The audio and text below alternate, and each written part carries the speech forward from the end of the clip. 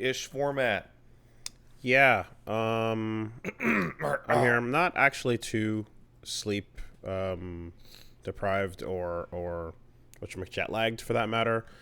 I'm sure it'll hit you tomorrow or the day after or something like that. Yeah, well, if it gets bad, I'll take a melatonin and reset everything. But for now, I'm okay. It just did. Does that just work for you?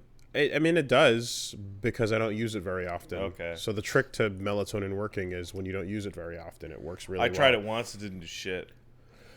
And then I tried it like again. Excuse me. And it double didn't do shit. And I was like, thanks. Yeah. Thanks, over-the-counter herbal medication. Oof.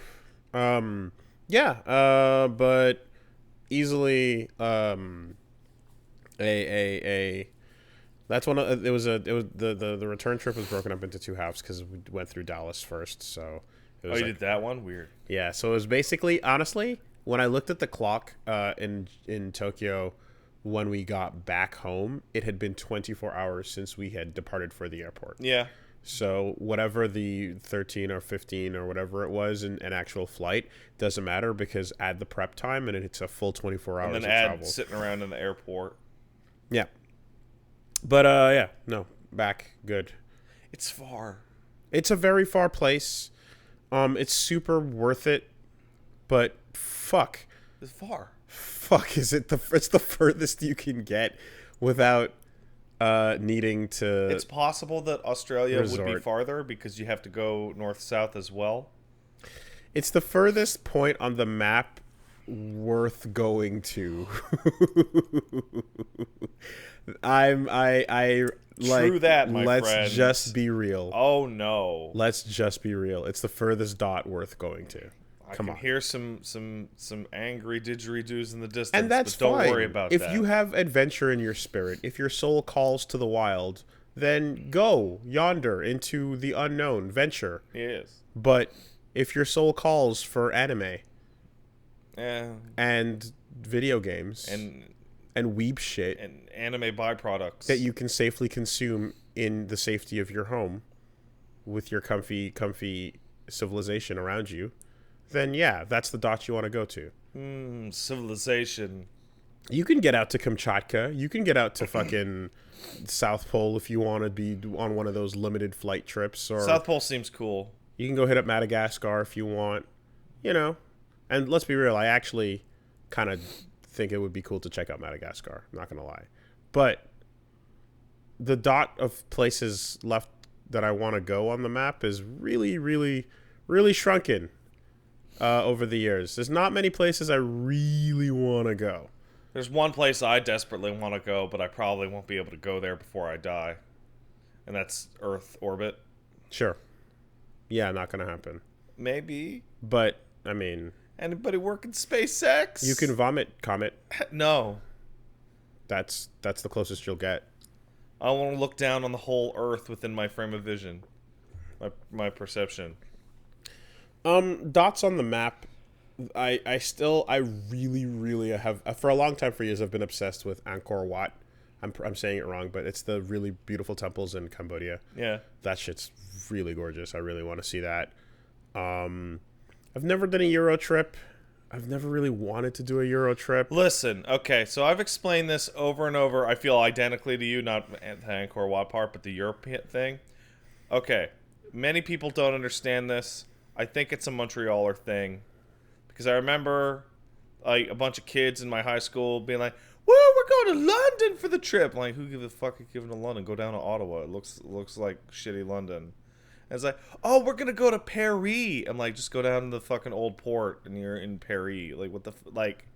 Yeah, Europe, like, yeah, the west half of Europe is like downtown. Yeah, we live in the most European city in What's North the America, fucking point? So that is a huge part of it. You want to see a guy smoke too much and maybe spit on your food? Go down to fucking St. Catherine. Yeah. So there's that. It's not hard to see a bunch of horses and stone streets and old style buildings and cathedrals. We can get that. I saw a horse walking around today. It's very easy to do. There were tourists in it. Well, no, not in the horse, in the carriage. Yeah, that's different. But there are some particular sights and sounds that might be curious to check out. But for the most part, yeah, there's a huge dark spot in terms of interest That whole middle part. In that whole middle part, from here all the way over, to just to now, we just got to pretty much hit that old fucking spice trade route. You know, that's where the interest lies, because there's just nothing in between that I care about. And I'm like, look, man, like, I got you, Russia. You're cool. You're big. There's cool stuff in Russia. I can do without it. You know, I could do with, like I said, I could do without probably, you know, whatever. Anyway, if things pop up that are like, holy fuck, then I can easily be swayed, right? Because, like I said, Cambodia, I don't really care about Cambodia as much as I want to check that place out. All right, here's a quote from Wooly Madden, everyone. I don't really care about Cambodia. Put that up on your Twitter.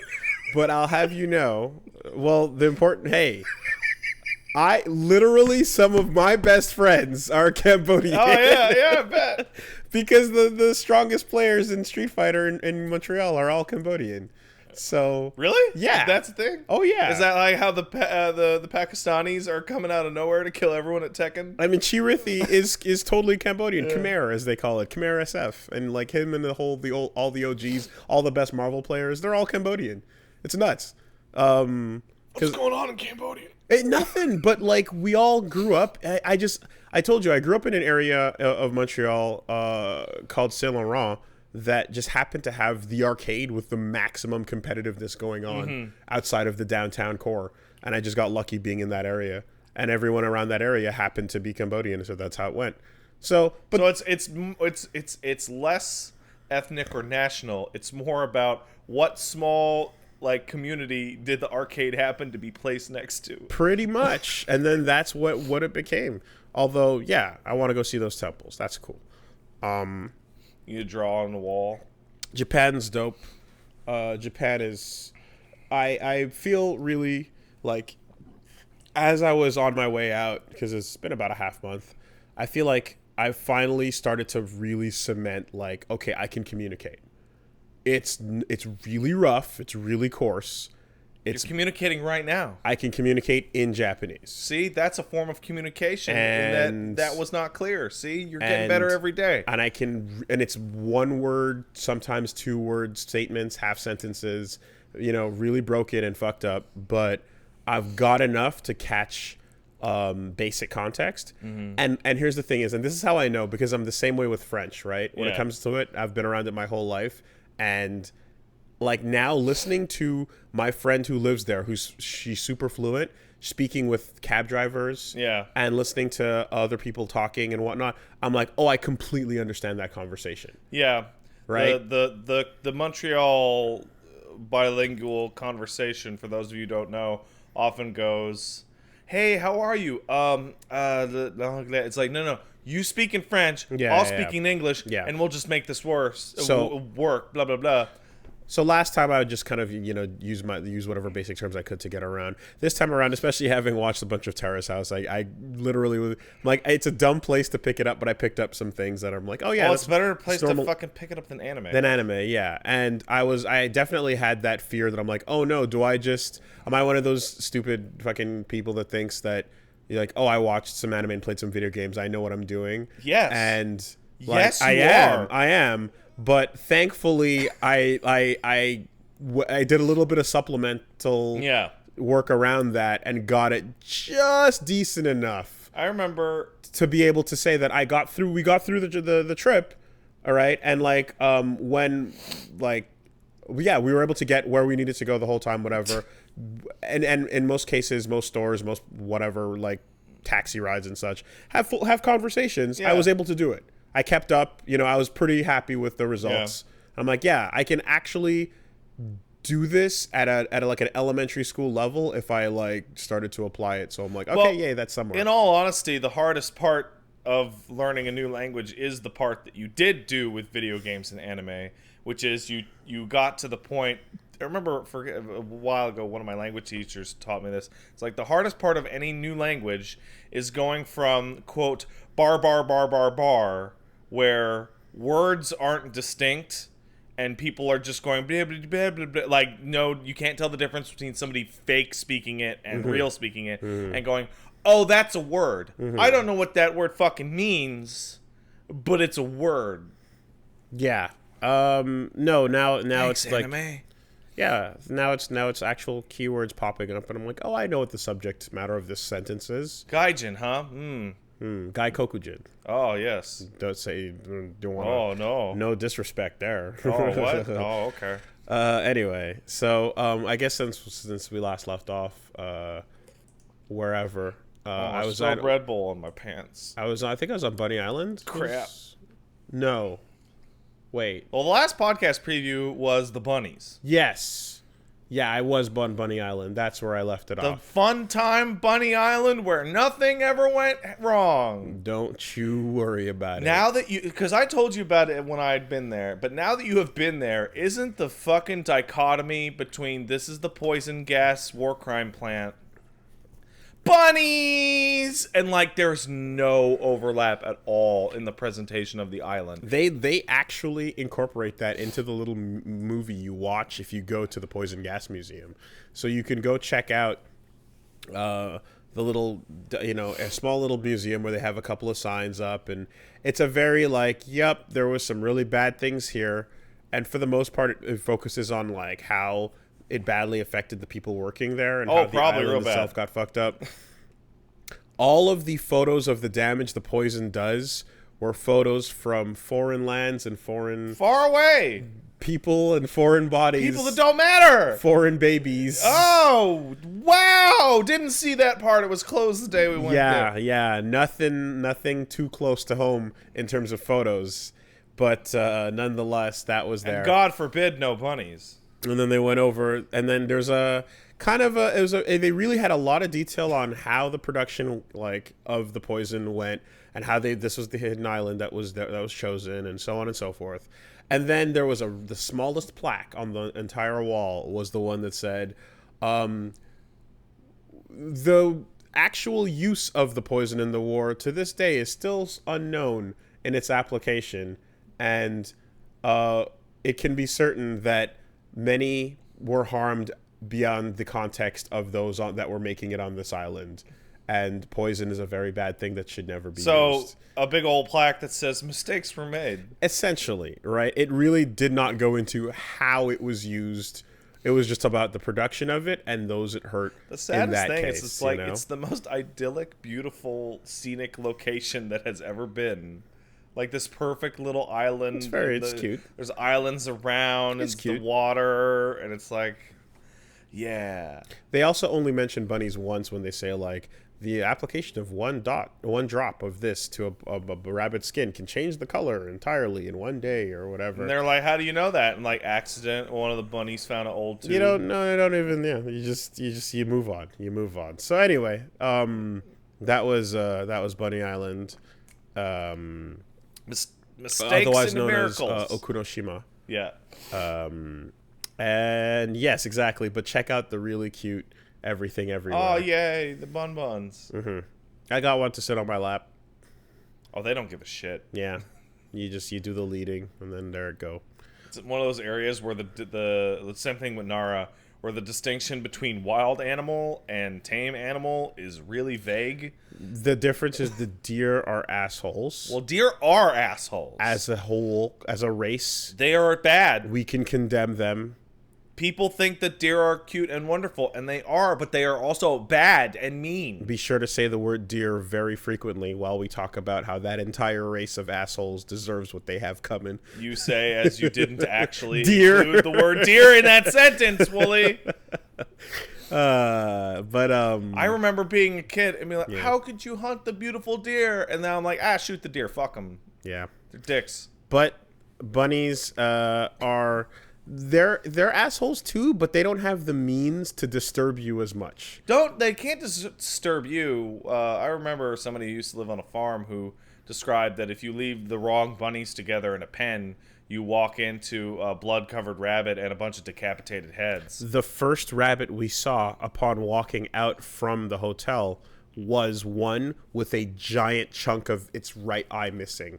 It was a huge badass. It was almost a badass scar. Yeah. But it was so wide that it was more like a Terminator scar. Yeah. You know? That's cool. It was a Kano thing without the metal plate. and someone fucking just took a chunk out, and it just kept going. You know what's weird? When you look at like a character that has a big old scar, that's meant to show that they're hardened, right? Yeah. But in reality, it usually means it lost. Yes. Like it's not you ate shit very hard. It's not like, oh, look how tough it is. Like, no, that's the bitch one that lost. The cool one is immaculate because it won every time. Yeah, that one should have died but didn't. You know. Anyway, so Bunny Island was followed up with the trip over to return to Hakone. That's up north where the last time it's the point that I said Frodo left Middle Earth. It's where we just took this amazing little like rail car ride through the mountains, doing a little Studio Ghibli thing, then got up onto a rope car, and then onsens and all that good stuff. They should build a life-size Evangelion unit to tower over that city. Well, there is a giant Ava head that it's not in that city; it's in another city. Yeah, it's the amusement park thing. But when you do get to Hakone, they are very, yeah, they're very clear. They're very clear about it being Tokyo 3. Yeah, and as you take the winding side roads and you see all those little like turns and like diagonal walls where you're expecting the missiles to flip out of. Yeah, that is all raw Hakone. So yeah, that was cool. Although this time around, there was a typhoon warning and there was volcanic activity. Sick. So we had to shut down a lot of that cool ways to get there. Well, I gotta ask, and take a taxi up instead. Die in some kind of natural disaster. We've already covered this question. Would it not be? No, this is a slightly different question. Would it at least not be super cool to die by getting volcanoed? No. Is that not because cool? Lava, I found out, is not the lava from movies. You don't fall into it like molten liquid and then melt. you skid on it and burn. It's hard. Yeah, it's hard. So you will be standing on it as it roasts you. Yeah, totally. Yeah, that's not fun. I thought but I'm like, hey everybody, podcast delayed this week. Wooly fell into a volcano. Yeah. Yeah, Wooly dies in magma. Yeah. That's the actual. Yeah. Koji Kabuto dies in magma. Yeah. I know. Yeah, but man, that's a bad way to go because it's heavy and it's thick and it's like rock. Wooly went down to Hakone and was like, I'm gonna reenact Magma Diver, the shittiest episode of Evangelion, and was like, oh no, I'm dead. Well, anyway, the volcano activity meant that the ropeway was shut down, so we had to instead take a replacement bus. So we did a side view, not as pretty trip through the mountains, but it was still driving through clouds. Yeah. Because the mountain was literally high up to be in the clouds. We had a really great time, and got to that same place where Middle Earth came to an end. But this time we took the boat. Last time we were like, where does that boat go? Who knows? We'll never find out. This time we got on the fucking boat, and the boat led us to a gorilla. All right. Next to an ice cream stand. Okay. And we had some ice cream and then we went back. Like a gorilla, or yeah, like, a gorilla. Like one of the? There's a gorilla who's sitting there. And there's some ice cream, and then we just like a real one.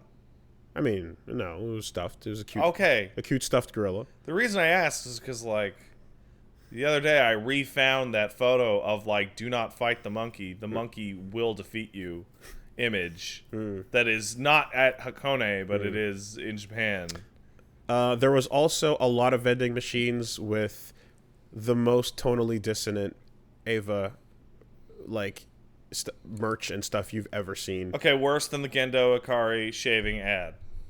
That's the one. I'm not familiar with that. Oh, you've never seen it? I don't think I've seen that. It's like a fucking Schick razor for Gendo, and he shaves his beard, and he goes, and he clapped, and goes, ah, and he does a big smile and a thumbs up. Wow. And it's like, what the fuck is this? Wow. Okay. No, I'm just talking about like little vending machines with like Rei wearing a yukata, looking very, very happy and pretty. Oh, she has a smile on? Hanging out wrong. Hanging out with Pen. Oh, yeah. And they're just celebrating Hakone. That's technically a possible future. And you're just like, yeah, well, it's all possible within the bubble, right? And once you go inside the instrumentality, everything was possible. All those all mangas and universes where everyone was happy all happened inside. So as you see, there's currently a no context Wooly Twitter account, which I've been enjoying very much. I have had one for a little while because I love it, but my favorite one applies to this conversation, which is, quote, I didn't expect a billion action figures of kid who jerks off on friend in a coma. Right? Which is all my go-to for Evangelion merchandise. Which, fucking what? Yep. I understand it's very popular. Yep. But, Ava was honestly the theme of almost this entire trip because it was everywhere. Like, especially after UFJ, then Hakone, and then back in Tokyo at the Ava store. It was a bit nuts how much there was everywhere, and truly you can live multiple days, if not months, using nothing but Ava merch. Ava already happened, right? We're past the point where Ava would have taken place already. Must be. Wasn't that like 2015 or something? I mean, maybe not if you count the time skip, but yeah. So anyway, that was a really dope time.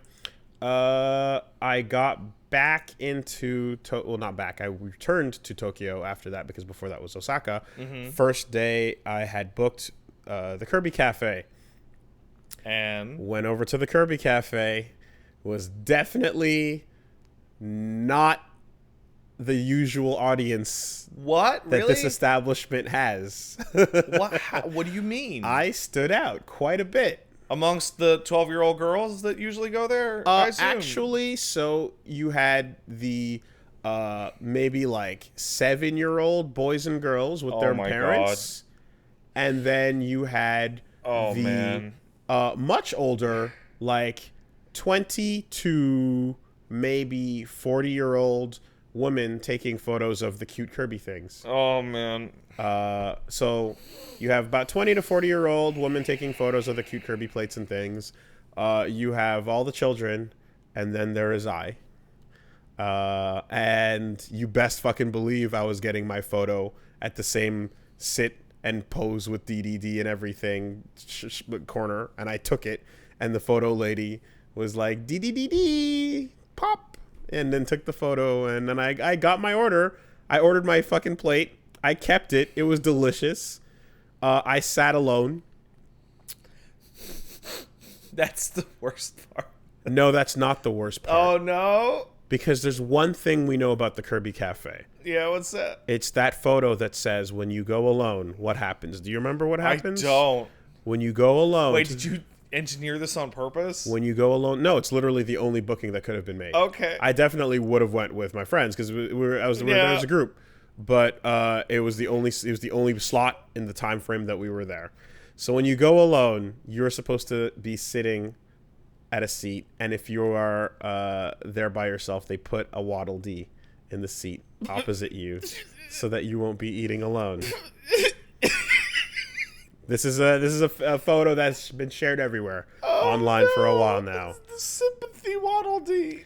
I came in sad that there was no availability for anyone else but me, but at least I would have my Waddle Dee. I was not given a Waddle Dee. What? I was actually lonely. Oh no. Samishi. Oh no. It was bad. This is really weird. But I nonetheless enjoyed the food. It was tasty. And I bought a lot of Kirby merch. Not a couple. I bought a lot of Kirby merch. Yeah. Whole bunch of it. Yeah, it makes sense. It was right underneath not Tokyo Tower. The Sky Tree, which is we're bigger than Tokyo Tower. Does that because does the Sky Tree fucking connect to Midgard? I mean, I think it was made in retaliation for others that surpassed Tokyo Tower. I think that's kind of how that. I kind of missed that. The Burj Dubai kind of ruined that world race. We have ours is tallest. Ours is. The problem with that race is somebody's going to enter that race with incompetent engineers. Yeah, totally. And then the worst will happen. Sick. Okay, well, as long as it's not in my town. There you go. Of course, got to go check out the Gundam. You know what? So the Unicorn Gundam is replacing the RX-78. Mm-hmm. Blasphemy, some might say. How dare you?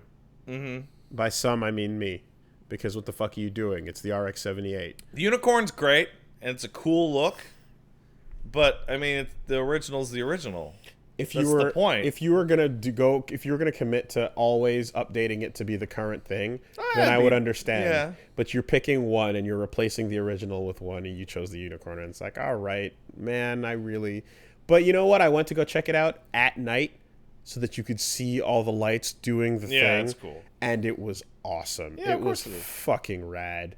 The color change, the whole V-fin separation, and then it was also one of those things where it was the anniversary, so 40th anniversary. So they were doing the scenes of multiple Gundam things throughout history, and as each scene would change the lighting on the entire thing. It was really nice. It was really rad. Super worth it. The worst part about going to see Gundam up at Odaiba is that it's super far to get there. It's like a 45-minute trip sometimes from middle of Tokyo. It takes almost an hour if you really add a lot to it. But we were tired at the end of the day. You can't pick too many things to do when you're going to Tokyo. Yeah. You have to honestly pick one thing, maybe two, and that's about it, because you will find yourself filling it with other things you wander around into. Yeah. In this case, it was the third thing of the day, so we did it just by taxiing. It was a 20-minute taxi, you know? So that was a nice shaver. Beyond that, Akihabara, of course it happened. I've done it before, so it was, I was used to it. But Rach and Austin, who I went with, they were there for the first time, just over fucking whelmed, as you would. We did the Mandarake. Yeah. Skirped all the way through. There's Ami Ami and Kurobukuya. Hit up that Dojin floor. Saw them books. Accidentally, walked into a store that was divided into the BL section and then the rest. And What's that? Sorry? the BL section. I'm sorry, what was that? Could you define that We for walked. the podcast? That's Boy Love. Oh, yes. And walked in and basically had definitely a group of patrons that were like, "Are you in the right place?" And I'm like, then you were like, yeah. I'm like, "Am I? Give me a second. Let me find out." I'm not sure. For those of you at home who are not watching, I'm holding up a dojin of... Wait, what? Can you see who's on the cover of this book? That's fucking Rorschach and comedian and fucking Adrian Velt or Ozymandias. A Watchmen fan book. What the fuck is this? I am so happy. I found a cute little Watchmen fan book. And Did you find that in the BL section? I mean, it's got some fun stuff. It's Rorschach hanging out eating a pizza. He's enjoying pets, because we know that Rorschach loves pets. And look, he's feeding the kitty, So, this is the part where we mention, again, for those of you who don't know, copyright law in Japan, loose.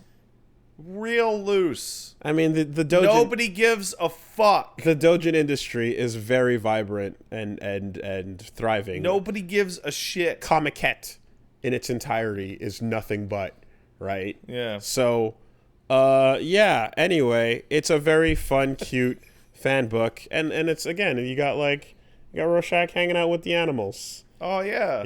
And then you got an examination of Dr. Manhattan and his glutes being really, really tight, and everyone being like, "Why are your glutes so tight? What's up with that?" So it's good stuff.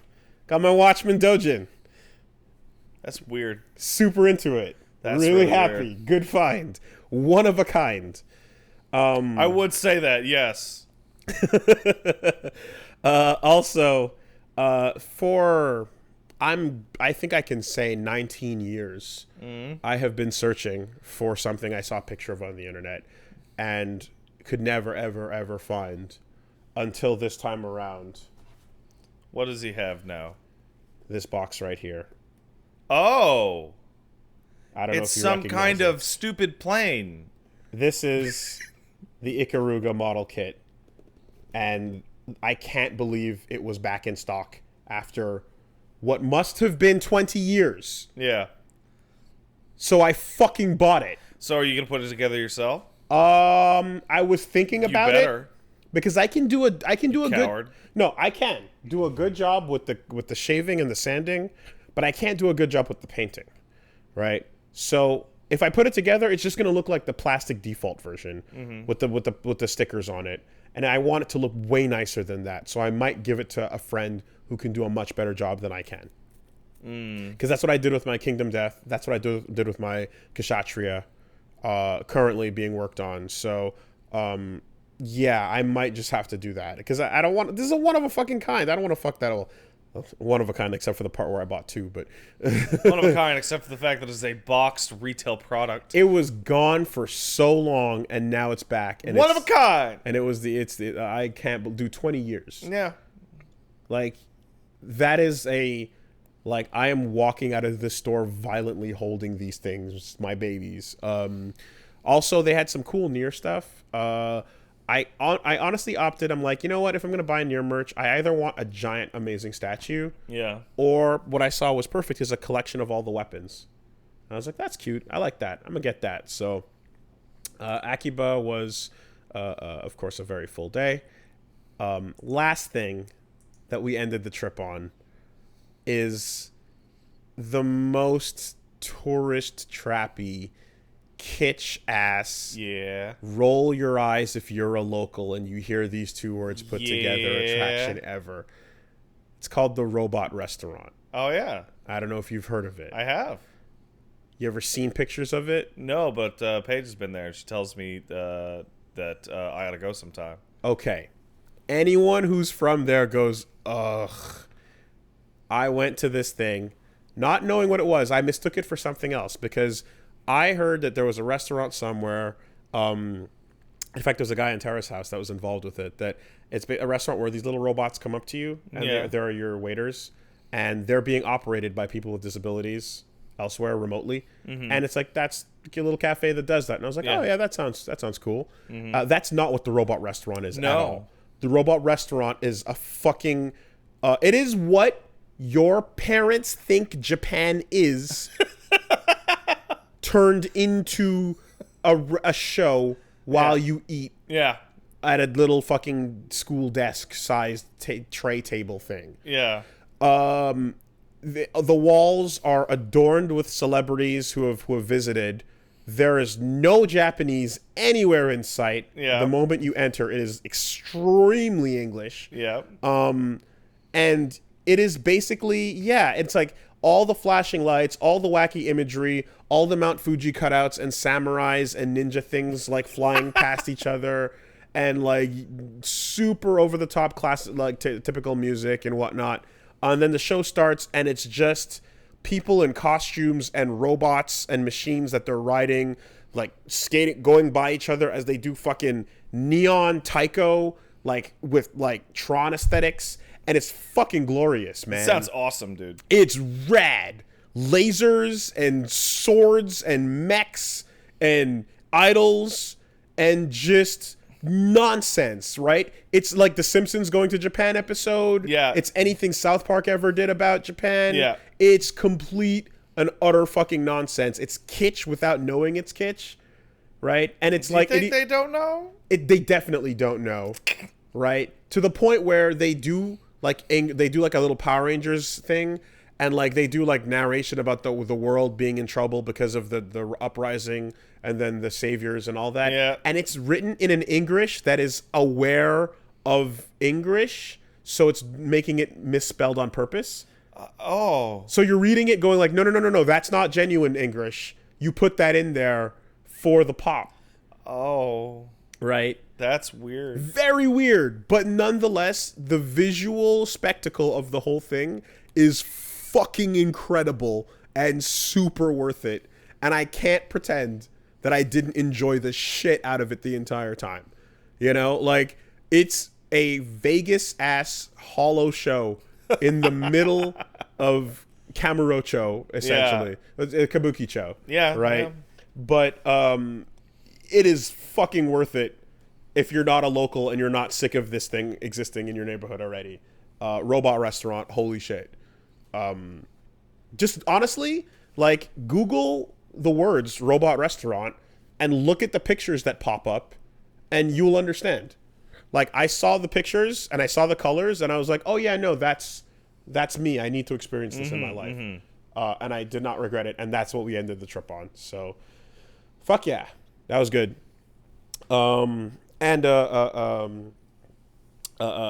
Yeah, I guess my new love is umeshu, which What is that? It is plum wine.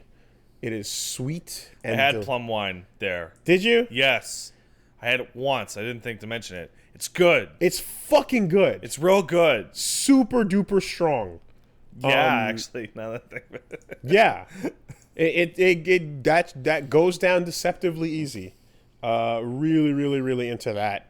On the rocks in particular. And shout outs to Ludwig, really, really cool. A person I had dinner with that happens to be someone working at Koji Pro, who was like, hey, would you like to come sit down and have some dinner? And I'm like, sure. yeah, that sounds cool. And he took me out to a cool place, and we had a good talk, had a good time, and that was fun. So I want to give a shout out to Mr. Composer Man over there working on Death Stranding. You're doing good stuff. Really? It's the composer? Yes. Super cool. Did you ask him if the game will have good music? I did. Okay. What'd he say? No. Oh. Darn. So, well, we'll see how that go. That's that. I actually grilled him about the track I really, really love at the end of Phantom Pain, right? During that finale sequence, there's an amazing swelling track that plays that's not on the soundtrack. It's only in the game version. And I'm like, what the fuck's up with that? And he's like, bruh, it's years ago, man. Like, I don't know. like, what? I'm like, oh, but typical fanboy. it was good. It was good. I'm very, very excited for how things are going to shape up in that game. Japan. Japan's good. Wadi. And of course, the other thing too to think about is I kept kind of bumming Steph the fuck out because every time something was happening, I was like, well, this will be the last time we ever experience this, so take it all in, drink it in now, because the second trip to Japan was a bit of a like stretch miracle in the sense that I felt like the first time around she was like, yeah, let's go. Never been anywhere like that. That sounds great. Yeah. The second time around, it's like, we're going that far around the world to go back to the same place instead of somewhere else. And I was like, well, yeah, because I'm attached to this place in particular as opposed to anything around it. And poor weeb. And she's like, yeah, and she's like, yeah, but I'm a normie. I'm not a weeb, so I don't care about those things. It'd be cool to go to other countries and experience the other things there too. And you're like, I don't want to go to other countries. I want to see my big robot. That's basically it, And but thankfully my plan has worked of like sneaking in, like injecting a little of the JoJo and like little persona. So now she's like, oh yeah, I had more fun. I totally got the references to stuff this time. It's not gonna take. It totally worked, and she enjoyed that stuff a bit more to the point where it'd be like, could we do it a third time? You could. Maybe you if could. Other trips are mixed together with it. Yeah. But the idea of getting back on a thing for a plane for that long, flying back around the world to go to the same destination, it's like, to anyone who doesn't have that attachment to that country in particular, why would you give a fuck to do that? Why not go somewhere else? It makes perfect sense, So that's why I'm just kind of like, well, might not ever see this again. So I want to go to the country that's in my video game, because that's the end of the sentiment. Yeah, and this is and honestly, like, if you're both huge fucking weebs, then you don't have to question that. Yeah, that's just gonna be where you go. But that's not the case here, so we got to think about it a little bit more. So it's all right, I'm fine with that. You're not fine with that. How'd your week go? So instead of traveling or doing anything worthwhile with my life, I played video games. And luckily enough, as opposed to the past couple of weeks, there are a bunch of fucking new video games that came out. But there are two in particular. And I just discovered that they have something in common. And that is Control and Astral Chain came out. One, they're both good. They're both really good. So Thank God. I thought Control was going to be mediocre. It's really good. The second thing is that they are both unashamedly overt about what they are literally stealing all of their ideas from. Okay. So, there's this thing of like, what's the line between homage and ripoff? Right? Mm-hmm. These have gone so far past ripoff in their ideas that they have circled back to rip homage, I guess, or something. Like Paul Naref and Benny Maru? Yes. Like Polnareff and Benny Maru. So let's start with Control. Control is a third-person shooter action game by the Max Payne people, Remedy, also the Alan Wake people, and unfortunately the Quantum Break people. First of all, the shooting's really good. The gameplay's really good. It's not bullet time, but you're like telekinetically throwing stuff. You ever play Psyops on the PS2? Yeah, I remember Psyops. It's Psyops on the PS2, but with Remedy feel, right? Mm-hmm. The thing about it is that I didn't know a single thing about its tone at all other than you had telekinesis, right? Do you know anything about that game's tone or story or anything at all? Control? Yeah. I saw the trailers. Right. Did you learn anything from the No. trailer? So, it takes place within the Federal Bureau of Control, which you go, huh? And then you start to read documents that are all written in an incredibly dry manner. And all the documents are subject name, floppy disk, discovery of floppy disk, blah, blah, blah, floppy disk classification, floppy disk altered world abilities, yada, yada, yada, yada. And about one into these, you're like, this is an SCP article. And then you're like, oh, this is, instead of secure, contain, protect, it's literally just control. And it's literally an SCP game. You are constantly dealing with items or events or locations or whatever that have been sealed within the compound that are just SCPs. In particular, I remember at one point I was streaming and I found an empty room that seems to serve no purpose whatsoever, in that it's a glass cube with lights from every direction except for the back, and a single chair facing a jukebox. The fuck is that? Okay. I don't know. That's the jukebox that offers you deals from the devil or some shit? Not how the marketing portrayed this game. No. But it's... You know how people say, like, when you're like, this is just stands? And people are like, it's not just stands. It's a different thing. When I was like, oh, this is just SCP. No, it's actually just SCP. And it's great. Because I can't think of anything else that actually does that kind of weird, dry, supernatural. Also, none of the SCP things have a budget, right? Well, they're just fanfics. They're just creepypastas. Yeah. And this has money. This has a budget. This has money. It's awesome. That game's cool. And again, one of the characters in the game is the director of the Bureau of Control that shoots himself at the beginning of the game. But you're constantly hearing his weird flashbacks through his magic gun. Don't worry about that. And it's Max Payne's voice actor again. And it's Max Payne's voice actor saying stuff like, "The only person you could you should let down is yourself. I knew I had to build it." And just like long monologuing nonsense with a little too many analogies about stuff, and it's great. Did you find Kojima? Not yet. Okay. But I'm getting there. He's in there. Yes, Kojima plays a Japanese scientist in Control who is translated for in-game by a different character. That's weird. But yeah, game's great. It's after Quantum Break, I would say it's a return to form for Remedy. And it also directly confirms, I saw people talking about it, that Alan Wake and Max Payne and this and Quantum Break are all totally simultaneous. There is a Remedy-verse.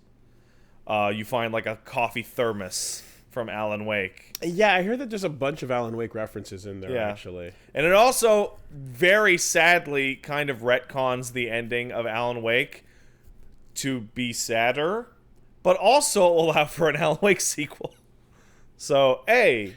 I mean, the references are sufficient enough to place this firmly within the universe, right? Yeah. So, yeah, okay. The name Alan Wake is in a file. Yeah, okay. So, and it talks about the events of Alan Wake and the typewriter that Alan Wake used. So this is a spin-off. Is a object of power. Okay. Which is an SCP. Are they called controls? They're called objects of power. Object of power. Okay. And objects of powers becomes oops in world. Okay. And there are characters that say, "Be careful of the oops." Yeah. It's fucking stupid. Okay. It's great. I mean, the reveal in any other Ubisoft game that super powerful artifact turned out to be a piece of Eden. Yeah, every time. So that game's great. I'm plowing through it. I'm plowing considerably more through Astral Chain, however. You said you booted it up and to make sure that it worked. I bought a physical copy of Astral Chain in Japan because I did not have the space to install it, and I didn't feel like dealing with that overseas. I just wanted to play it on the plane. Yeah. So I did. I popped it in.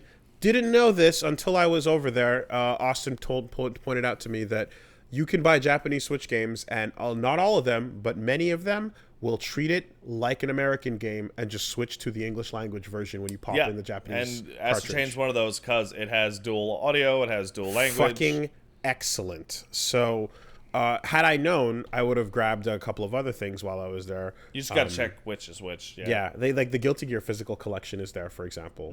That came out right when we were down there. Saw Astral Chain ads on the subway, so that was cool. Very cool. But no, I didn't get a chance to touch it besides just booting it up and making sure it worked. So, continuing with the theme that I have established for myself in wearing their influences on their sleeves, this game's influences are tattooed on its balls. Okay? First of all, let's go with the obvious. Balls are often very hidden, though. No, these balls have no pants. Okay. Okay, are those just stands? Yes. Can people see them? No. All right. That's the moment where I'm like, that's just a stand, and people are like, it's not just a stand, and then it tells you straight up, people that don't have them can't see them. Which means things in the game happen like catch that criminal by encircling him with your chain. But to the outside observer, you just point at them and they fall over. Yeah. And cops go, thanks.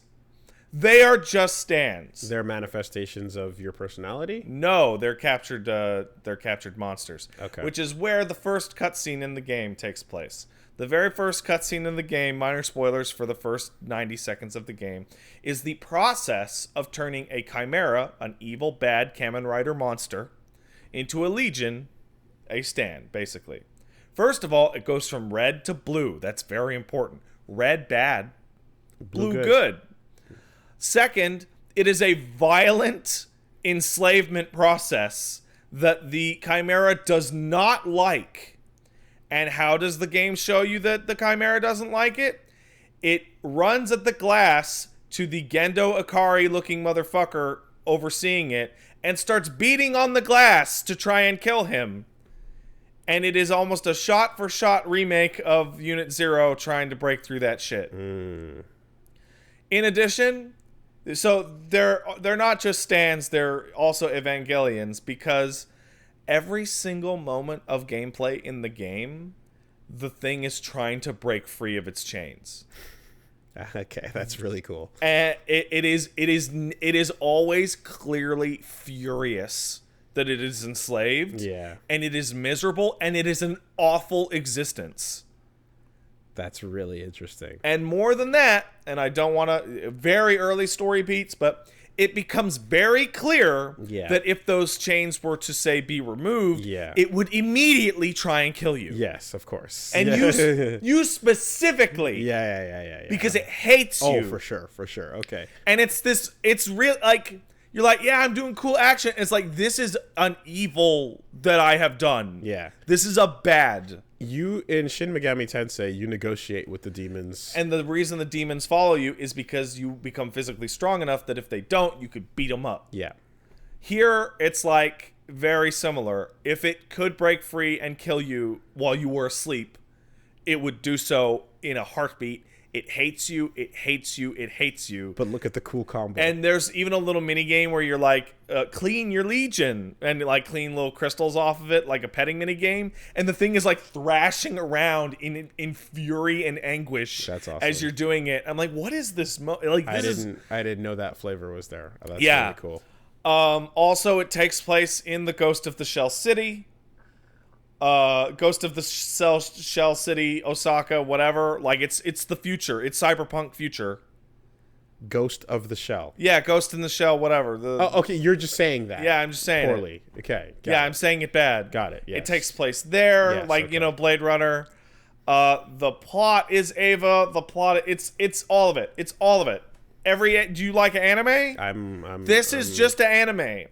And I remember seeing reviews going like, the story's kind of dumb. Like, no, the story's dumb on purpose. They made the story stupid on purpose. To the point where after the first mission ends, there is an anime opening that has, here's the theme. And with here's the lyrics. And it tells you the credits for the ED song in those opening credits. And that has a scene from almost, like, you know how we're like, don't watch the B-roll before on a title screen because it'll spoil shit? Holy fucking shit! This thing spoils like the whole game! So, do you know who you see in the anime opening? You see Red Evil Cop. Okay. I don't know who Red Evil Cop is. I see it there. In the trailer, you see it too. Red Evil Cop is in the trailer. So, Wonderful 101 wears all of its references on its sleeve very, very clearly. And some of them are just Platinum references to previous Platinum things. Others are, like, much more just general. But, like, this is just continuing that. So, the other thing so it's referencing the big anime, but it's also referencing Platinum. If I were to point at a single game and say, this is the Platinum game, it's this one. It used to be 101. It used to be 101, but now this is more. So here are some things that this game has that other Platinum games have had.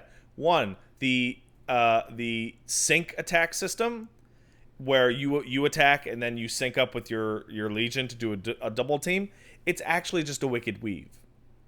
Like, that's what it actually is. Okay.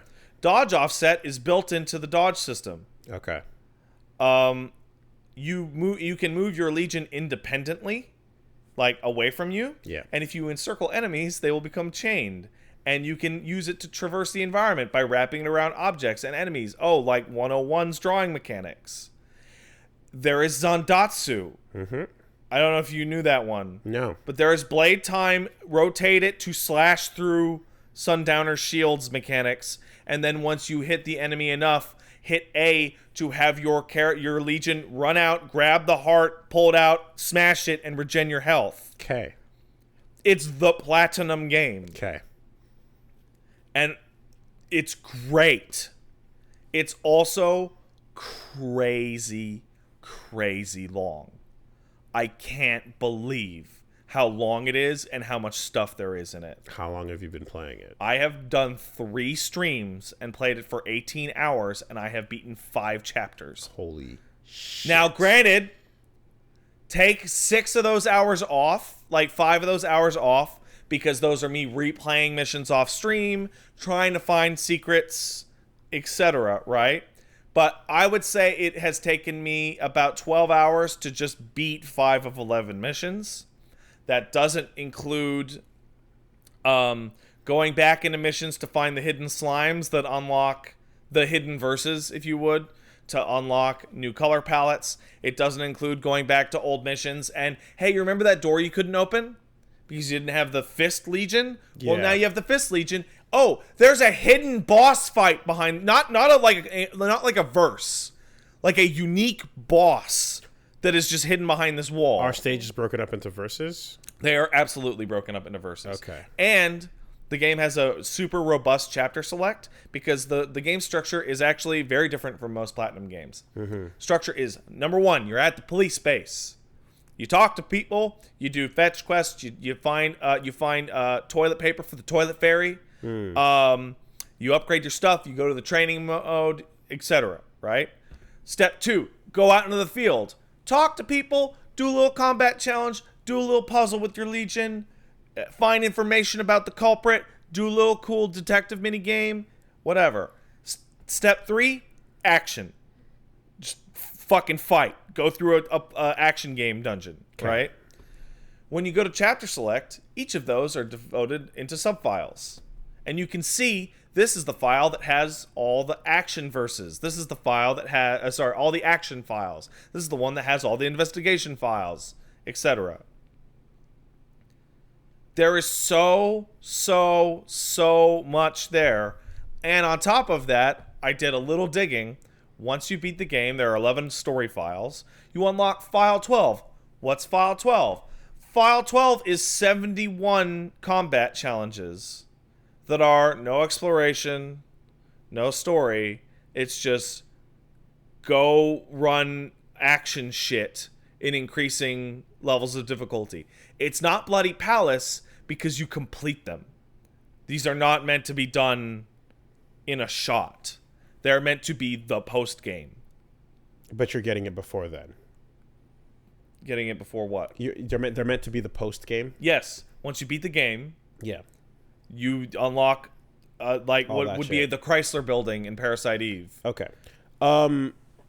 Sorry, because as you were talking there, I was just putting together, because like just real full on real talk. We just came up on the end of Bayonetta. Yeah. And I was just going, I wonder whether or not Astral Chain would be a good LP, right? Astonishing. And A+, do it. And I was basically like, from the plane to now, just kind of going, I was hoping to get a chance to play some of it on the plane to make that decision, but I didn't get that chance because I was just way too tired. But like the idea of going fully through this is something that I was like, well, maybe this would be the perfect timing and everything of that, considering, you know, like fresh start for something. Hey, I sent you a text message. You might want to check it out. Okay. Because that was something that, of course, I need to figure out the time of, like, you know, for how long it would be and a bunch of other things. It's really long. And yeah, it's actually really long. Like, if you were to LP it, I'm saying 25. Okay.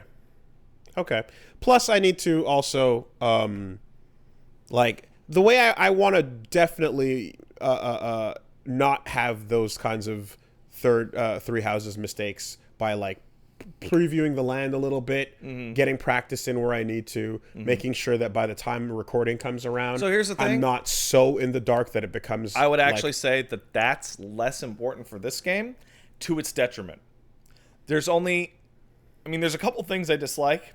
I think the controls are a little weird in a couple spots. I think they use the chip system for abilities on your Legion, but they're not definite. They're randomized, and you get a million of them, and they're actually hard to organize. But the biggest downside that I would give it is that I was talking to a good friend of mine, and they were going through it, and they were like, I feel like this game is really simple. I feel that this game is like kind of boring. I want to jump cancel. I want to do cool shit, but it's just, you know, and that's because mission 1, control your stand separately from you, right? Like, actually, so it's complicated. You're Carl Clovering it, essentially, right? Mission 2, there's a little bit more depth, but like, it's pretty much all you have is combo and tell Legion to attack and encircle enemies, and that's it. At the end of the second mission, they unlock the real combat system, which includes your actual combo chain, your actual, like, sync mechanics, which you don't have in the first 2 chapters, and they sprinkle mechanics. Like, and the move list is actually really small compared to most Platinum games, but almost every move has a good use. But, like, for example, you have to get to upgrade level 4 on your sword or whatever to unlock the first and only delay attack. Huh. Okay.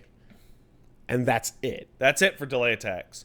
You get a stinger, You get a circle. It's not off of every chain. Like you don't have a chain and then like every Well, here's gap the thing. you insert. Human being moves are universal, but depending on the legion you have equipped, it will do something different. That's where the depth comes in. Right? Yes. Okay. And got it. You learn essentially the same set of moves for your legions. There's a move called Perfect Call, which is call the legion right as you get hit, and then sync attack, and you'll enter into a totally invincible, super fancy animation, which is essentially a perfect parry. Okay. Right? Stuff like that. Yeah. I got to do homework. I got to do some homework, and I got to figure out what this is going to feel like, and I got to figure out just real talk whether people are going to be enjoying it when that comes up on episode 35. You know. But for me personally, I'm going to sit down and play this game no matter what's happening. Yeah. It's just a question of whether I'm hitting the record button or not. I would say, this is really important. So far, the coolest moment in the entire game happens before the combat unlocks. So if you did want to LP it, you wouldn't be able to get that much official hands-on practice because without spoiling that cool ass shit. You know what I'm saying? I know what you're talking about. You're saying that there's benefits to playing there it cold. are a bunch of fucking crazy pop-offs There's benefits to that playing you cold. want to catch. Yeah. People like Woolie's squeals over the character action. But do they like them more than they hate me not knowing what I'm doing the whole time and running into walls and not reading text because I'm trying to talk at the same time and ignoring plot things that are important? We will continue this work conversation after the podcast. But you know what I mean. Yeah, because it's a long one. You have to balance that in every game you choose. Totally. And in a game that's long like that, right, you just have to be real about it. Are you going to see a lot of people checking out that first episode and then immediately not caring afterwards when we're a couple months down the line? Maybe. On the plus side, the game is like custom built for like a LP structure because every file lasts about 20 to 35 minutes, give or take. And it's like, this is the episode where we talk to Lappy the dog, the station mascot, and go on adventures in the station. This is the episode where we go talk to people and make sure to throw out cans because littering is bad. How much downtime between chapters? Between chapters? Yeah. Like 0? I don't understand what you mean. When you finish that 25-minute mission and then you go to start the next one. Okay. So what happens is what's the cleanup in between? You're in the police station. You're talking blah blah blah. If you want to talk to everybody and you want to do all the little station side quests, 25 minutes, 30 minutes. Okay. Then you get on a motorcycle and then you're at the location. Okay. Where you got to find out there's a chimera. He blew up the bridge. Go talk to witnesses and find out about the bridge. And then you'll talk to a witness and go, that cat guy isn't around anymore. And you go, I don't think this is relevant at all. Okay. You know, like it is, and every mission so far is like that. It is hard divided between hanging out, magic crime, fight it now. Okay, so it actually is conducive in that way. Yeah, that's cool. The really funny thing, the game runs at 30 FPS. Which is kind of a surprise. Yeah. They do a lot of crazy shit with the hardware. Like there's this, like they have the best wet pavement effect I think I've ever seen, with all the neon coming down on it. Mm-hmm. Sometimes the game's frame rate chugs a little bit, which is why it's extra funny that how to put this. It taught me about something that I guess Platinum and other character action people have been doing for forever, but I hadn't noticed because it was a little more subtle. In Astral Chain, it's really, really obvious. Okay, maybe you'll fight like 6 goons on the fancy neon-lit city street with 100 NPCs around. Maybe the frame rate will kick to 25 or 24, right? Yeah. On like a big fancy attack. Yeah. But when you're going through the subway level, and it's smoke everywhere, and then you exit out onto the subway part, where it's flanked by 2 subway cars and there are no particle effects of any kind and the stage is lit completely flat, you're like, I'm about to have a boss fight because they took every single graphical effect out of this room. specifically so that the frame rate does not drop during this fight. So this is a Switch game. Yeah. Okay. All like right. you go to the astral plane, which is like cube dimension, and you can always see where you're gonna fight because the area that has nothing. It's like a bloody palace it's stage. the frame rate dimension. Yeah. Okay. All right. It's fucking hilarious. Okay. Because half the combat sequences take place in the frame rate dimension. Yeah. And you know you're going there. That's the best place to fight. I mean, you want it to feel good. You yeah. gotta feel good. It's really overt and it's very appreciated. Right. It's very appreciated. Okay. Yeah, I'm full on scared of LP tax garbage. The game's incredible. All right. If you were gonna LP a platinum game, this should probably be it. It's I've been doing. It's been I know.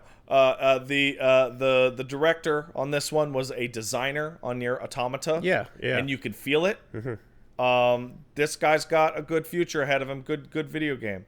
Here's the thing, and this is especially for you because I know what you like to do with your characters. You like to make the woolly lady OC.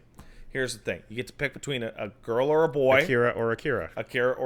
Howard. Their name is Howard. So think of that before you go in. I didn't. Yep. I now wish I had changed my character's name. Well. The character that you don't pick becomes the sibling. one with all the voice acting and characterization. Oh, okay. The one you do will become a mute anime person.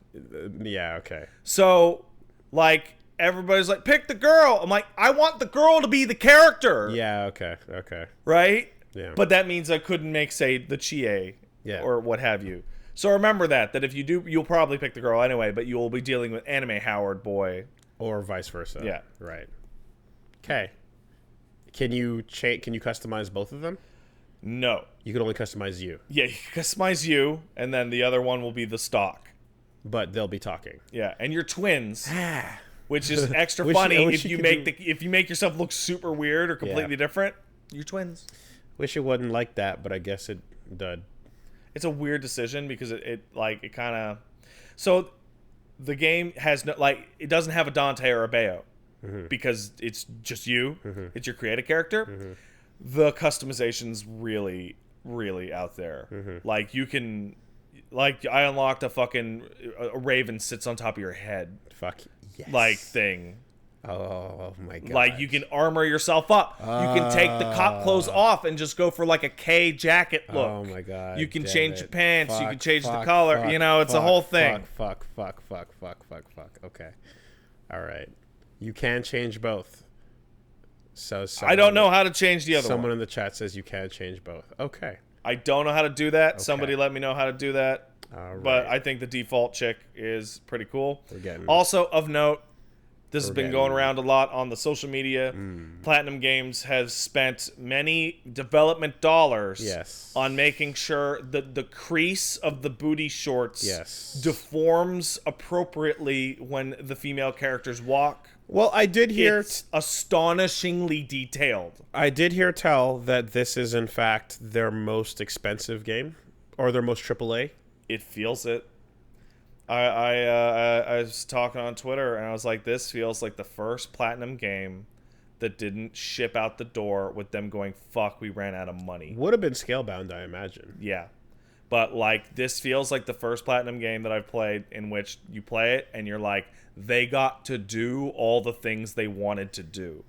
Feels like Nintendo is being the nicest to them of all the companies. Even though they remain guns for hire. Even though. Yeah. Okay. It's a good fucking game. Okay. Homework time. Yeah. After that, all I have to say is that I went to a wedding this weekend between two of my old college buddies. They finally got married after being together for years and years and years. Mazel tov. Actually, yes, mazel tov. Good service, yada yada. There was some interesting things that occurred that I won't go too deep into, but it was a marriage between a shit ton of Russian-ass Russians. You know my Russian buddy. And a shit ton of Filipino-ass Filipinos. Very, like not clashing cultures, but disparate cultures. Very different customs. Establishing music from Mission Impossible. The music, very weird. Right? But the highlight of the night, easy, was that my buddy, I think it's his great aunt or something. I don't know who this is. I don't think he knew who it was. Because there were people that came from all over the world, including from the oldest old country of Uzbekistan. Wow. Which I will admit, I didn't think was a real place. Slav squatting in tuxes? No. No? But on the wedding invitation, it did say that tracksuits are also welcome. Well, tracksuits, well, that is, yes. So she gets up and with a nearly unlistenable Russian accent or Uzbekistani accent. We rather, Slav squatting now. starts going, I'm so proud of my nephew, whatever the fuck, right? Yada, blah, blah, blah. The bride's so beautiful, yada, yada. And then comes the sentence that hits the room and we all go, ah. It's like, I feel so proud that he is going towards the future of the new world of mixing the races. And the whole room just kind of stiffens up a little. And it is the future. We have to do it if we create the Grandma. new, better people. Yes. Iris, and then she goes Grandma. into a fucking Baba, yes. weird side story that goes nowhere about I even at my local library made a new friend and he is the Irish. Wow. And you can see like from the Uzbekistani table like a couple like golf claps. Like wow, the Irish.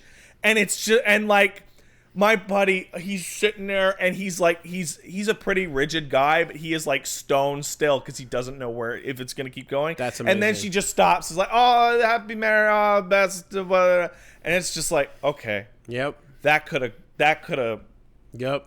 I was hoping for a story about how, one time in her old day, she once fancied someone that was a little bit different and darker, but that could have never went anywhere because her parents said no. No. But now we've come so far. Look at you. I also had the most. Look at the contrast. I've had the most pointed I'm fucking old moment in my entire life ever. Because I'm like, buddy, who's that girl with your fucking with your brother? It's like, that's my niece. And I'm like, oh God. The baby is now I walking. remember meeting your niece when she was 10. Yeah. Now, and when I go, oh, your niece, my brain goes, child. Yes. Now she's 20. Yeah. And she's talking. And I'm like, that happened in the time. Oh, no. Yeah. Oh, no. Yeah. I'm so old. Anytime... And then I turned to all my other friends who had the same experience. And went, no. It's shit. Happened, yeah, it's happened so frequently now that whenever you meet up with a family and you see someone you see the kid that's around 10, 11. Yeah. Just assume that form they're in, just immediately just go, the next time I see you, you're going to be a real person. Because, like, there's the baby form. She gave a speech at the wedding. Yeah. The baby form lasts forever, right? Because it's always about the baby. And it never stops being about the baby. The baby form lasts forever. And then they slide into, like, 7... where you're like, oh, you kind of have a personality a little bit. Yeah, my nephew's at that age now. Yeah. And then once you go from there to 10 or so, you're like, yeah, okay, we can actually talk. Yeah. Right? You're human. But then the next time I see you, you're just going to... You're going to be taller than all me. the sliders are going to be maxed out. 100%. So don't, keep that in... You have to keep that in mind, for sure. Big old energy. Yeah. Very sad. Yep. And they're going to ask you about Fortnite. And they'll be playing Brawlhalla because it's free. No, they're not. Oh, well, yeah, they are in my case because guess what? It's free Smash. All right. So, but yeah, that was my week. Cool. Where can people turn? They can check it out. They can check out the board crap over twitch.tv/angryspet. Right on. I'm playing Control tonight, for example. There you go. Yeah, I got to catch up on all this cool shit that's come out, and I need an excuse to wear and use some of the cool shit I bought. That outfit of that full on hakama and like yukata and robe and shit, I bought that. Yeah. I have it now. You just walk around downtown with I that? have no occasions ever to use them, That's a video expense. but I fucking purchased them, and I am not regretting it in any way, shape, or form. I will find a use for it, and I will find a use for some of the other fun things I bought. I even got the little the geta, the wooden Mugen shampoo sandals, click click click, walking around. So yeah, it's a video expense. I'm gonna find uses for it in some way, shape, or form. It's a prop now. Amongst other things, I got a bunch of props. I got a bunch of props I will be using. Hey, Wooly. Yes. If they want to see you use these stupid fucking props, yes. Where would they check that out? It's over on Wooly Versus on YouTube and, of course, Wooly Versus on Twitch. God, did it. Shout outs to Osaka as the chiller place to stay this time around. By the way, of the many Japans, Osaka was a chill place. Shout outs to Michelle for housing us. That was very, very cool. Thank you, Michelle. And we got to hang out at, like, did I mention I forgot what I mentioned last time, but tripped into the coolest. As you were talking, I remembered something about Osaka. We found this amazing fun dive bar called A55 not familiar. Okay, well, I went to go to Cross Up, which is where the Osaka FGC meets up. Of course it is. I went in, had some games, played some Sam Show. It was fun, a little brief. Dogoro's playing, grinding it out, good time. And right next door to that was this place called A55, and it was basically someone's living room with posters and fucking setups and Mario Kart and like everything just over the top. A poster of JoJo, not modern JoJo, but 1993 Satoshi Kon JoJo, screaming at you, toys and things everywhere, and then it happens to just be a bar. It was amazing, really good time, highly recommended. Just very small seating room. Sat down next to two Osaka locals. They taught me some Kansai Ben. We talked about Mecha. We talked about KOF. We had a good time. That sounds nice. Lots of people talking about SNK these days, actually. Yeah, lots of people. But so shout outs to all that. And like, yeah, if you want a more chill, relaxed experience, definitely hit up. What's going on with the SNK? That's weird. What is going on with the SNK? Well, let's go into the news, shall we? It's news. This week in SNK news, Yakuza 7 is an RPG. Yeah, I gotta say, we should have seen this coming. So, first of all, I want to say seconds after the last podcast, the announcement came out for Yakuza 7. It was fast. It was really fast. Now, it was called, I believe the title was The Whereabouts of Light and Darkness. That's the Japanese title, is The Whereabouts of Light and Darkness. But the American title is the thing I love so much. Best. It's Yakuza 7, Like a Dragon. Finally.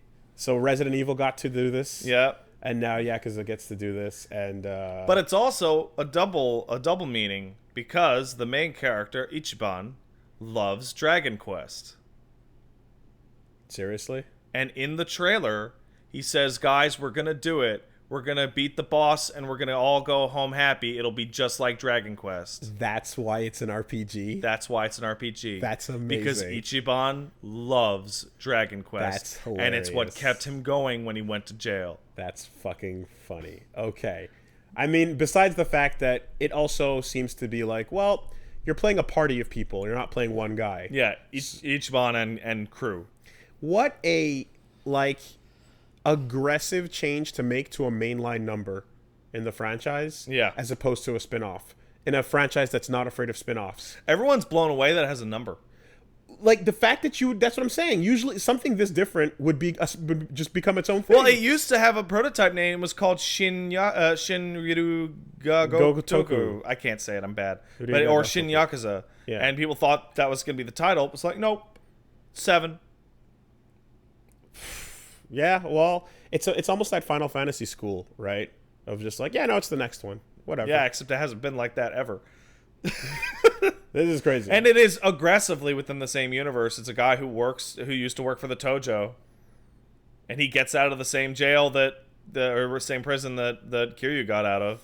They probably were next to each other at some point. So watching gameplay, seeing people standing around, and you're going through your full-on action menu, and you're just like, yeah, this is Persona-ing. So there's a bunch of shit that's super weird. The first of which is we should have seen it coming. Do you remember they did an April Fool's joke for Yakuza Online in which they showed Ichiban using this gameplay system? No. They did. And it wasn't a joke. And the response to that was overwhelmingly positive, which I'm going to assume was their moment where they were like, this is pretty drastic. You guys want to do it? And then they decided to go ahead and do it based on the reaction to that. So it's a turn-based battle system, like a Dragon Quest or Final Fantasy.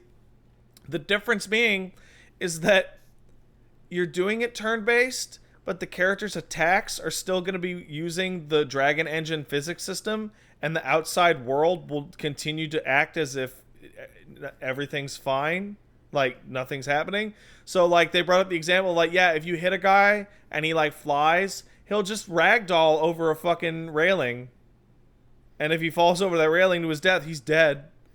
So and if you kick a guy underneath a car that happens to be going by, it's still the system in the world and the engine. The only difference is that your actions are dictated via menu. That's it. Yeah, it's super weird. They walk around a little bit on their own. Yeah, a little bit. But yeah, I'm very. I don't know. You don't know? I really like the punchy kicky gameplay of those games. You got a lot of those. We did, and I was looking forward to a new character. Try something new that didn't use Kiryu's moveset. Okay. On the other hand, it does crazy validate me yelling at people for like the past 5+ years. This is just a JRPG series. It's just a JRPG series. You use punchy kicky combat, but they're literally just RPGs. Okay, yeah, now no one can argue that point anymore. Now your punchy kickies are judgment. Yeah. I wonder if that's how they'll go. They also said, listen, if this is a disaster, we'll go back. Did they say that? Day one. Okay. The guy, one of the producers was like, "Oh, we're trying it out. If people like it, we'll keep going. If everyone hates it, we will roll it right the fuck back for the next one." Okay. And the producers also thanked everyone for their harsh commentary because they want like real criticism and real like anger so they can try and make it better. They want to like home in on what people think like sucks ass about the current system. So I'll probably be doing that thing where they show it off a lot and then like incorporate feedback. I mean, I imagine that just fun-wise, something really awesome about this would be like the fact that you could have a ton of party members to go through, as opposed to like a usual Yakuza game where you're playing your character and then you have a couple of moments of switch off. Yeah, and you know, there's always like in Yakuza 6 I said that it's Kiryu and the idiot gang because there's a crew of morons that hang out with Kiryu like the whole game. And at this point you would just control them instead. One of the gameplay things they showed off is that a guy casts a fire spell in which he just holds up a lighter in front of a can of hairspray and just blows it in somebody's face. Right. That's awesome. I'm not going to pretend that's not awesome. Yeah. No, wildly surprising news. Sounds fun. Also, the best wishes to Nagoshi, who went to the event despite having major heart surgery a few weeks prior, and who can't walk or work right now, and who was quoted as saying, "Yeah, I went because I'd be pissed off if I couldn't see the reveal." Wow. Okay. Yeah, there were some further notes that I'm going to link in the docket as well that were just like specific points of interest about the RPG system, talking about how like the battle system, they move in real time. Wherever you start is where the fight starts, and just detailing a bit. Dude, like if you played a little bit of Judgment, right? Enough to play it literally sounds like it's the exact same system top to bottom on everything other than inputting moves. Perhaps. Right? You know how you get in a fight in Judgment and it's right there? Yeah, now it's just a move list comes up. If you're, yeah, if you're in the road, you can still get hit by cars passing by. Okay. Well, anyway, that's nuts. Oh, and it takes place in Yokohama. Primarily. Now, is it actually called Yokohama? Yeah. Okay. That's cool. What they do, the little neighborhood area is always a fake ass name, but they're always in the actual fucking In the city. actual area, okay. So you're in Kamurocho, Tokyo, instead of Kabukicho, Tokyo. Yeah, Yokohama is where love goes to die. Yeah. Every relationship on Terrace House that goes on a date there ends up being fucking nuked. So Perfect for Ichiban. there you go. Yeah. So that's what's up.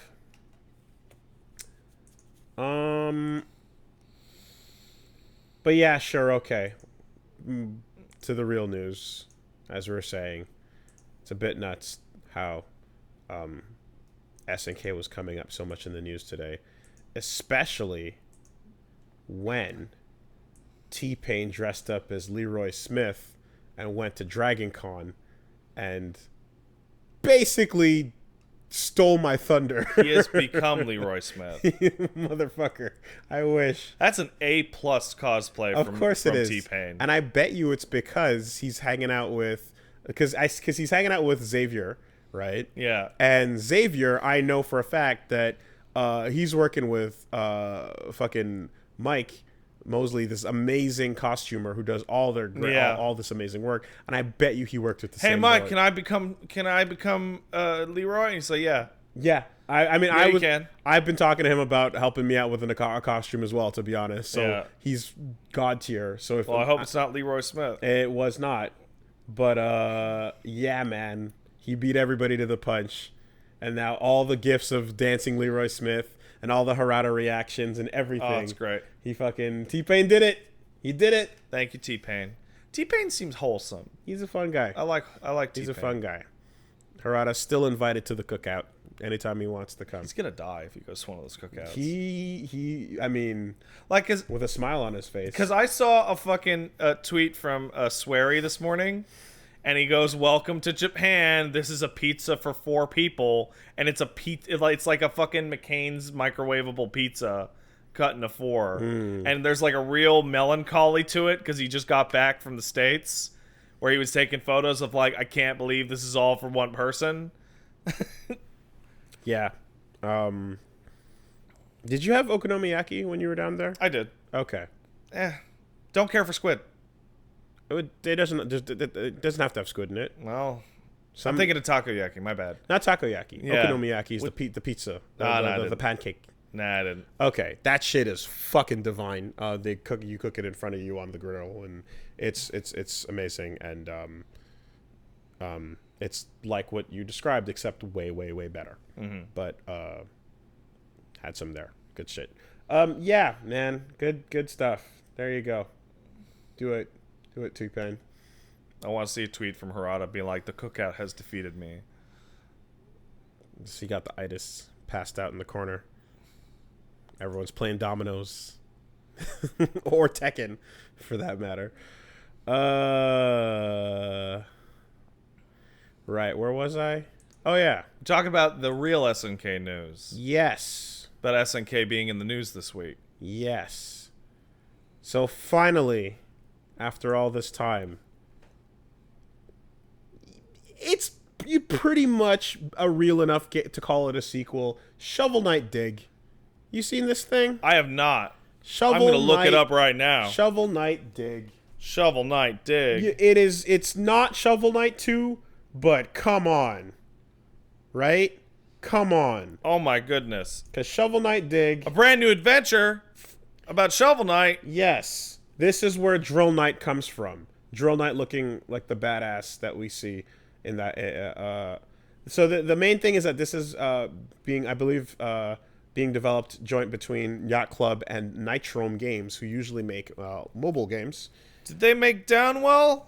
They made a Shovel Knight game where, I don't know what Downwell is, but they made a Shovel Knight game that involves Shovel Knight digging with the shovel and going downwards and then uncovering all kinds of fun stuff in a Mr. Driller type way. That looks cool. And it's kind of nuts and fun because it's like, it's a completely different way of playing Shovel Knight.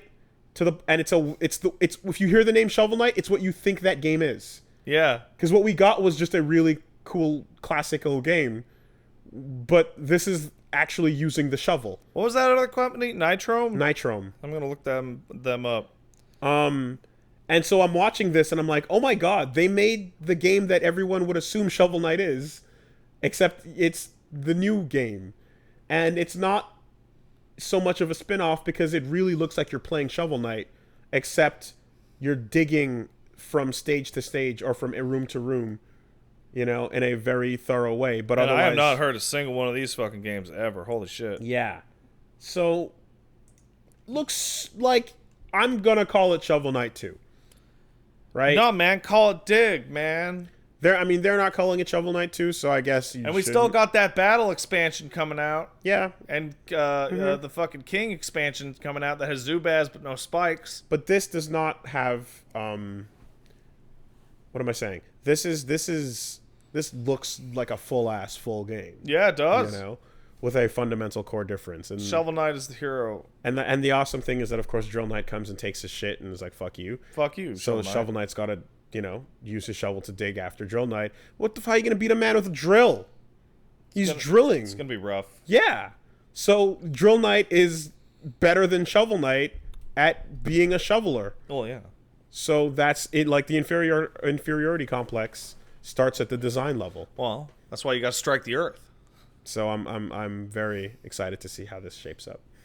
That's fucking cool. I'm excited. Yeah, Yacht Club. All right, enough joking around. What's the real SNK news this week? Okay, fine. SNK is in the news because they've announced their Arcade Stick Pro. They announced an Arcade Stick Pro? Yep. Really? And it looks like it looks like a Neo Geo. It looks like the classic pad. Neo Geo style pad. That's fucking stupid. That's really dumb. Yep, and it's for the mini, and you know, probably can mod that shit to work on everything else. Yeah, probably. So, you know. But hey, it's got the ABCD buttons, and God bless, you know, why not? I dig it. I also dig it. I actually like SNK's sticks on their arcade machines. Yeah, their button layout is kind of stupid, but like the pad's a pretty. It's weird because it looks like a giant pad. It does. It looks like a giant It does. Fucking Neo Geo pad. It's weird. But like, yeah, I've always felt that their their sticks are comfy to use, and anyone who lives in a Spanish-speaking country will appreciate the existence of this. Or Portuguese-speaking country. Or Portuguese-speaking country, for that matter. That's true. All right, fine. What else we got? Fine. You can speculate all you want, but you don't have to because we've confirmed that Zinogre is in fact back in Monster Hunter World Iceborne. That was last week, but I'm really happy. Yay! Big old electrified pupper returns. You have no personal love for this because you've never seen it before. Yet the story is still on the docket. It's fucking awesome, dude. This dude kicks ass. Mm-hmm. He screams, and every time he screams, he gets tougher. He has multiple stacks of Enrage. You can mine his back for Fulgur bugs. The design looks cool. I thought his gear is radical.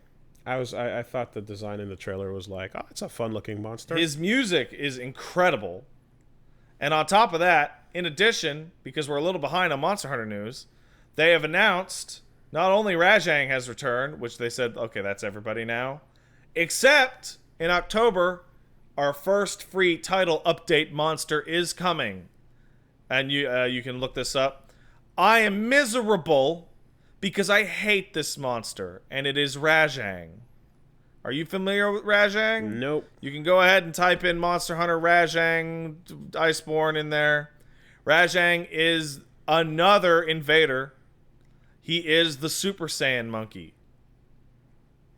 Is it? It's just because it's the invasion system. No, it's because I hate Rajang. Okay. They have, however, it looks like they've fixed the biggest problem with Rajang that I always had, which is you fought Kirin. Mm-hmm. You know what's annoying about Kirin? Random lightning strikes? That, but also he's fucking small. Mm-hmm.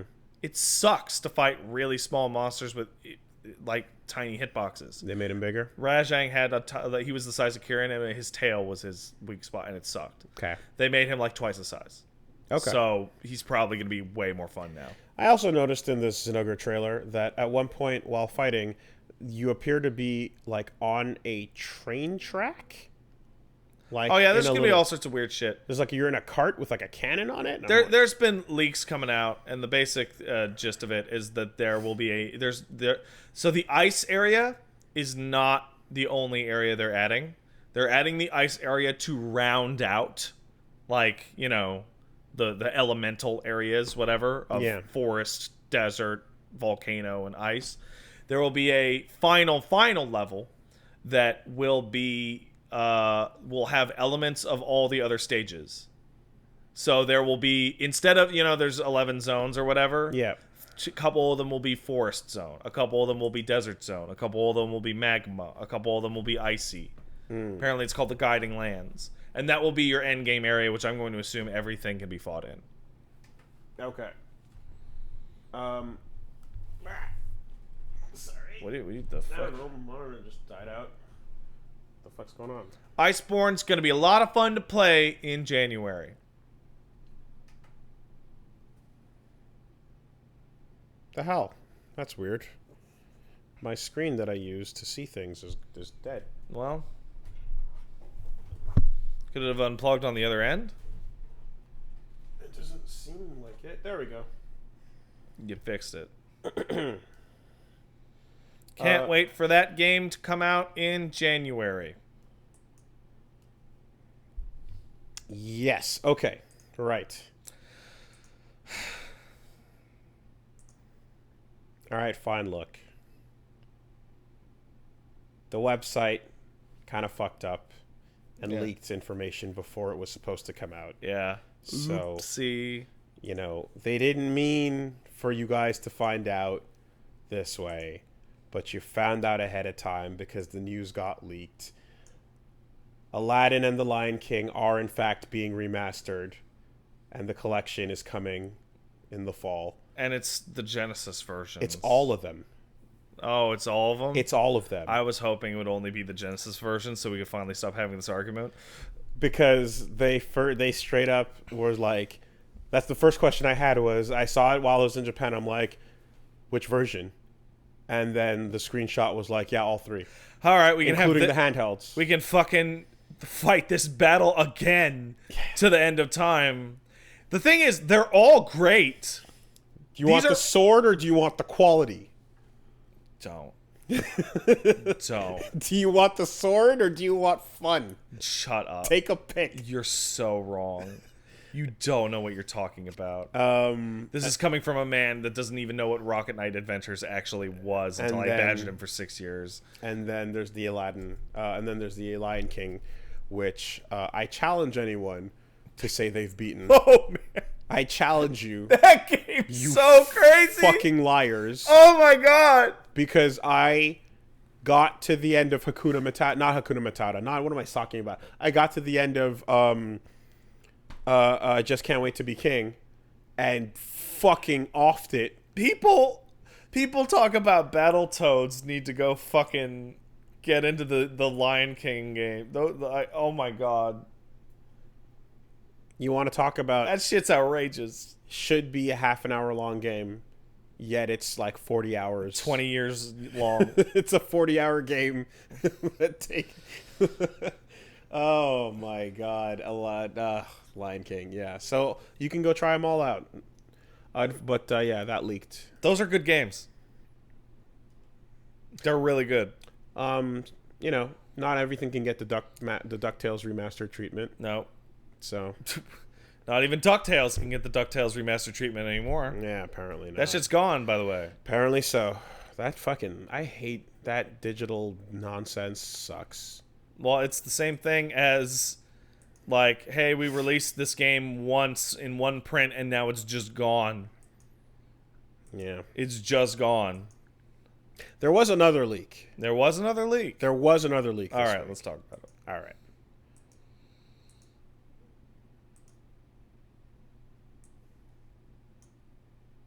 Mega Man Zero ZX Legacy Collection was not supposed to come out, but it did get leaked. There are now 26 Mega Man games you can play on the Switch. Officially. That's a lot of Mega Man games. Is that enough Mega Man games for all of you? Those ZX Advent games are pretty good. I am extremely happy that these are getting ported. They're pretty good. Not just that, but like the ZX and ZXA stuff, going back to it to pull out the console, pull out the DS, and didn't really want to do all that trouble. So I'm really, really happy about this because I've wanted to go back and revisit these games. Mm-hmm. I've been looking at how to do so, and this is perfect timing. I was exactly just talking about this the other day. Exactly. So fuck yes. Is that everything? That's almost everything. I believe we are now done with the news. I was gonna say, is that everything as far as Mega Man goes? I mean, there's probably some obscure bullshit. It's all the classics, it's all the X's, and it's all the Z's, right? Yeah. So you're not getting... The sentence you just said was stupid. Yeah. Not because you said it or the way you said it, but just like, wow, what a fucking dumb naming convention we landed on for that. Well, letters. Yeah. Oh, Legends ain't there, apparently. Legends ain't there. Nah, Legends matters. Even though it's only 2 games. Battle Network ain't there. Who cares? There's some fun stuff in Battle Network. What about Onimusha Blade Warriors? Does that count as a Mega Man game? You can make it a Mega Man game. I did, and it was not worth it. That game sucks. You okay? I am all right. I have a little bit of the sniffles. I got a bunch of Elmo spores in my nose. I love that cat so much, but his spores make me a little ill. Well, you should be okay. Because Capcom just announced the new Resident Evil title, Project Resistance. All right. It's coming to all things. Did they announce that today? Yeah. Like, did they show off what the fuck it is? No, they just put up the teaser website for Project Resistance. Fuck. Okay, because that's the annoying thing. I'm looking at it, and I think I know what it is. But I can't be sure, you know? So, for those of you who don't know, do you remember a few weeks ago, Wooly, there was news going around of this survey getting sent out to tons of people in Japan about a new Resident Evil game? Mm-hmm. I got a hold of this survey. Did you? And saw what is in it. Did you? Yes. Okay. What camera do you prefer? What's your favorite Resident Evil games? How do you feel about online play? What is your tolerance for microtransactions as a business model, etc.? Yeah, no. And the flavor of the questions tends to make you feel that it is a online-centered, long-term, multiplayer Resident Evil game. Now, this can be either one of two things. It can be a trash fuckfire like Umbrella Corps or the other one that I forget the name of that was so bad. Or do you even remember the name of it? There's Umbrella Corps. No, Operation Raccoon City. Orc, yeah. Orc. So it could be one of those trash fuck fires, and it looks like all the shots, all the teaser images are of like 4 normal looking people. Yeah. It could be a sequel to... So you saw those thumbnails? Yeah.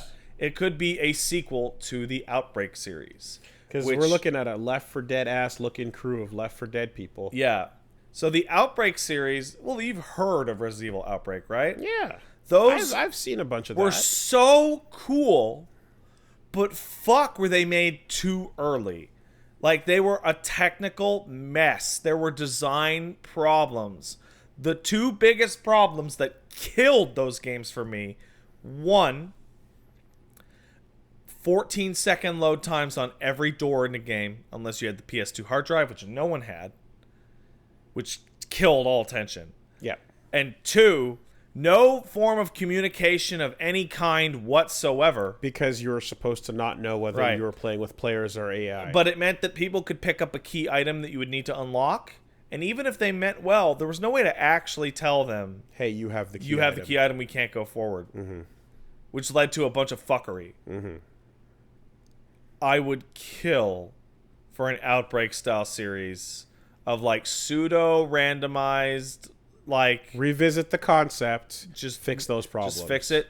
Dude, that game could be so good. But what if you're just getting Left 4 Dead evil? That's all Outbreak was. It wasn't hardcore. It wasn't first person, and it wasn't No, hordes. no. It would be. This would be third person. This would be over the shoulder, like RE2. I mean, team survival is Yeah. But Outbreak was still a survival horror game. Yeah, limited ammunition. Left 4 etc. Dead is not a survival horror game. No. It's No, but all you gotta do is make it so that it's still survival horror. You make a big area. You randomize the path available through that area. You randomize enemy placements, and you make it co-op. That could be something fucking special. Well, you will find out at the Tokyo Game Show coming up in a few days. Yay! Where's Kevin Ryan at? That guy's cool. Wait, is that the right guy? Is Kevin Ryan the Garou guy? The cop? Yeah, I'm thinking of a different guy. Who are you thinking whatever. of?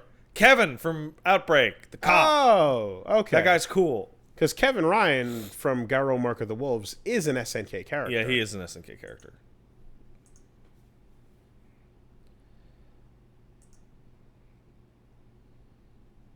Fuck. I'm out of news. You're out of news? All right. All right, that's the podcast. All Goodbye, right, so if you everybody. want to send in an email, you can send that to Castle Super Beast Mail. at gmail.com. That's Castle Super Beast Mail. At gmail.com. Motherfuckers have already started spamming it with bullshit. What? Or signing it up on garbage sites. Fucking cool. So the filters are aggressively on their... So if your email gets eaten, blame the dumbasses. Yeah. First letter comes from fuck you guys. Yeah? Subject matter, everybody hates you. Yeah? That's a good one. That's a good email. I like that one. Mm-hmm. What's the body of the email? Terry Bogard and Smash Brothers. Yeah, Hapo. It's Probably. It's probably gonna happen. Who the fuck else is it gonna be? So Let's be real, right? Like, okay, we get it. Yes, the website launches. They have the little teaser at the bottom that says copyright SNK. oops. And then you go, well, pause, right? Just take a think about all the SNK cameos we've seen recently. Yeah. What have we seen? Seen Geese. In Tekken. we've seen Terry in Fexel. Fighting EX Slayer. we've seen Hamaru in Soul Calibur. say it's Soul Calibur. I forgot what game he was actually even appearing in. That's not it. There's That's not more. it. There's more? Yeah. Who the fuck? Iori in Million Arthur. Million Arthur. Uh-huh. Yeah. And one more. Mai Shiranui, In Dead or Alive. of course. Yeah. All right. So they've been fanning out and putting everybody in everything, pun Yeah. intended. That's all their important characters. That's the big ones. as far as except poster for boys one. go, except for one. The main character, sadly enough. Kyo gets no love. Kyo has not gotten any love anywhere. The right? saddest thing about this whole thing, somebody on our subreddit brought it up, and it kills me inside. Kyo has the best way to get into Smash possible, in that the fucking invitation just spins, and then he reaches the hand out from the darkness and It looks grabs the it. same. And it's It the same looks shot. the same. Yeah. So here's the thing, though, right? Here's the problem. Kyo, the poster boy himself, is not someone people want over Terry Bogard. He's not super interesting. They don't want Kyo over Terry. Everybody likes Terry. Terry makes more sense because Terry's more popular at the end. So let's talk about how this happened. So one, website comes out. Copyright information for Challenger Pack 4 comes out. Has SNK lettering on it. Announcement for Nintendo Direct happening whenever. Yeah, there's a Nintendo Direct tomorrow now. Yeah. Two, Smash leakers start to appear. And the first big rumor is it's a lady character from a Japanese company that nobody gives a shit about. That's the first thing everyone heard and went, oh, fucking what? And then the SNK thing happened and people were like, oh, please, God, don't be Athena. So I said it last time during the Evo, like leak list, and I said it all the other times before that, and I'm gonna say it again. Smash is the one thing people want to know the most about. Therefore, there will be the most leakers. Therefore, it's all bullshit. Yeah. Gino is always the sign that it's bullshit. Every time. But Is Gino there? But at this point, it's all lies. Because it's the thing everyone cares about the most, and they want to know the most. Yeah. Therefore, every fuckboy with like attention desires is going to start lying about nonsense. Yeah. So it's all lies. Yeah. And then the second bit was that apparently the leaker on GameFAQs, who actually for real has leaked almost the whole Smash roster, comes out and just posts a thread on GameFAQs that is, "Are you okay?" with an animated GIF of the Buster Wolf, which makes me think that one, people who not giving a fuck about it is technically true, as the Smash community's response to this has been enraging, to say the least. Some of my personal favorites, such are, "Who is this even? I can't believe we missed out on Sora for this unknown fuckboy," etc. You saying Smash fans don't like fighting games? I'm saying that Smash as a fighting game has now inverted itself in its ludicrousness, because it shows that the Smash community doesn't care about fighting games. It's a joke. Smash players don't play other fighting games. I saw a really cool design online someone made for like what a theoretical Metal Slug would look like as a playable character, where you like the Metal Slug, and then depending on what costume you pick, is the different pilot between Marco, Tarma, Theo, etc. That's never getting into Smash. Never in a million years. Like all these other guest characters that show up in every other fighting game, or all the most popular poster boys for the entire SNK franchise or company. And then Smash, the most important cameo because of the highest profile, gets Metal Slug. That's nonsense. No, get out of here. No, it gets Terry. Terry has been holding it down for SNK for like 20 years, despite his brain injury. I mean, there's a weird outside possibility of it being Hal Baru, just for like pushing Samurai Shamsho purposes. They're not going to put another sword character in there. That's too much. It's already 95. But like, I'm just saying. But Sam Show is the push. Yeah. Right. So there's an outside chance they might want 15 that. Or Nakaruru is also on its. Nakaruru is also extremely popular. I hate her. That's not the point. That's not the point. Yeah, it is. She hasn't. They were sitting around and they're like, "Pat hates this character. We can't put her in." I would love to sit here and be like, "Yeah, Rock Howard confirmed 200%." Shut up. That's not what we're saying. Get out of here. Get out. I'm saying if every guest character has been different, right? Nakaruru is more popular than Kyo. Nakaruru hasn't gotten anywhere. There's an outside chance it's Nakaruru as well, because they do want to push Samurai Showdown. All right. They just announced the tour. They just announced the fucking world tour they're doing. Like, it's possible. So here's what I see for Terry Bogard in Smash. Here's what I see happening. 1, the final Smash is Buster Wolf. Are you seriously about to sit here and do his move list? No, I'm not. Stop wasting everyone's time. No, shut up. That's what it needs to be, and his taunts need to be his stupid phrases. Sure. I need to hear the damage. Of course. It would also be nice. Okay, yeah. If cutie Terry. Do you know how much love goes into every one of these guests? Yeah. It's going to be more than that. It's going to be, here's his long jacket and his Wild Wolf form. Yeah. For each version of the game. See, now you're doing it. Isn't it fun? But it's like duh, because it's like they want more. They want to have too much to possibly put in. Yeah. To create that type of character. I want to be able to hit the D-pad and have him go burning. He throws the hat. The hat has a hitbox. It hits you. You can pick it up and throw it like an item. Good. Of course. If he starts a fight with Ken, do they have a pre-fight intro? No one has pre-fight intros. Yeah, but do they? No. But do they? Yes. Anyway, yeah, fucking duh. You know. And after that, all that remains for all the video games is Doom Guy and Sans Undertale. You can charge up the power. You can charge up his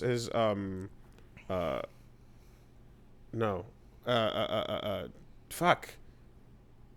You can charge up his fireball to become a geyser. Yep.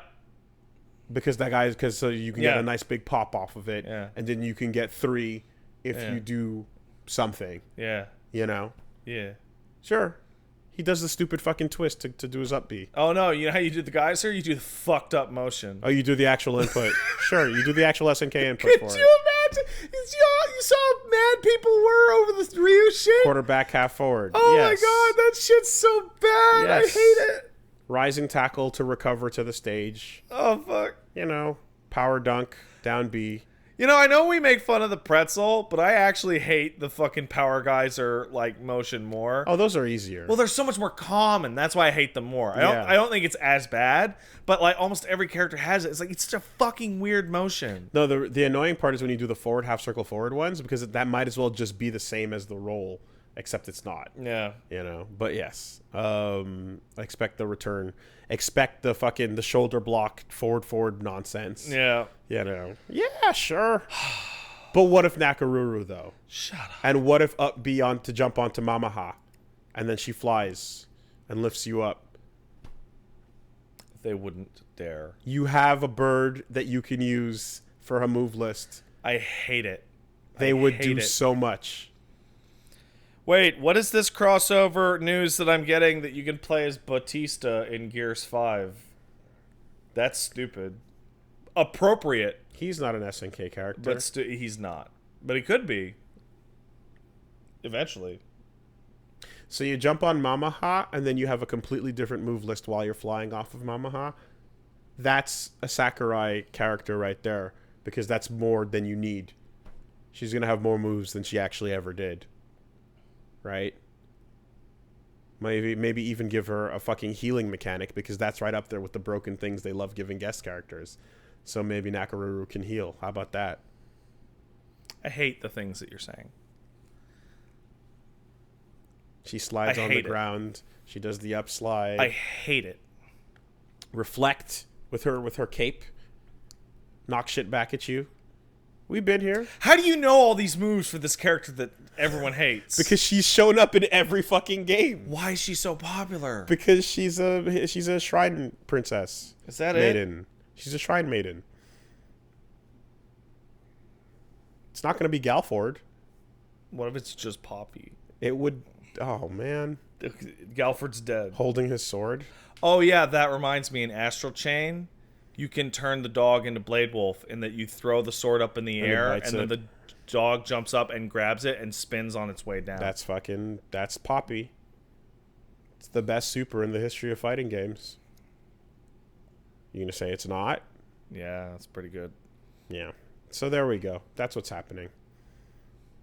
Hold on, I'm checking some news here. It'd be cool if you can tap neutral B to have him just go, buddy, and then he does a fake burning knuckle. That'd be cool. I want to throw the hat. I want to throw the hat at Ken, and I want Ken to be the only character that can wear the hat. Everybody else takes damage, but on Ken it lands on his head. If you do a power dunk and you spike the guy at the end to kill him, the hat stays backwards. Yep. Yep. Yeah. He lost power. Yeah. Somewhere in there for some reason. You should have. He should have. You know what? I mean, the side B. You should have. Yeah, should have Buster Wolf. Side B. Buster Wolf as the smash from far away, and it works like Marth's. Bam. Okay. And then yeah. then Lost Power is the Yeah, close-up Lost one, Power is the 'cause it final goes up. smash. Yeah. If you charge up a full smash, he does Buster Wolf. Yes, 100%. Down B is actually a crack shoot. Oh yeah. Yeah. Right? Crack shoot. You have a crack shoot. Yeah. So then the dunk would have to be just his dare or something like that. Yeah. His Where's neutral? his back air is obviously the turnaround kick. Yeah. The knockback kick. See, you're like, are we really gonna go through the move list? And now look at you. You have a big smile on your face. You have a big smile on your face. Because the B moves are obvious, so it's the less obvious moves that you have to take a think about. You know? But anyway. I love Terry Bogard. Yeah. I love that he doesn't know how to talk. I love that KOF 12 established that Terry totally has brain damage or something. That's the funniest thing in the world. He has in-universe like brain damage or a speech problem. You heard the dub. Everyone else talks like a normal human when translated into English. And he's still there going, burning! Okay! Yeah, I'm moving those goalposts. I love that SNK is back and relevant enough to be in Smash Brothers. Yeah, that is a good one.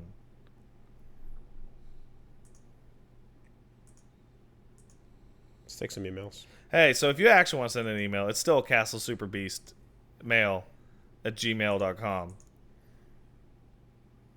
That email you read earlier wasn't real, was it? Certainly wasn't. But it would have been. It would have been if we had kept going. Sunset Soda says, Dear Wooly and Pat. Oh, hey, Soda, man, what's up? Who's that? Oh, he's a long time fan. He's out in New Zealand. Oh. Did I meet you? Maybe I did. I have a question for Wooly. In the past, on the podcast, you kind of stuck up your nose at people who didn't want to read subtitles, especially in anime. I found this kind of disheartening as I was someone who watches dubs because my brain can't focus properly when I watch anime with subs because of ADD. The question is, should people be concerned about how one person consumes a piece of anime, regardless if the other person doesn't like it, doesn't like the way they're consuming it? Personally, I find it childish to stick up your nose at someone who watches dubs because they could be doing it for various other reasons, or just because I don't want to read subtitles, in quotes. Keep up the good work. Love all you do, from Sunset Soda. Sunset,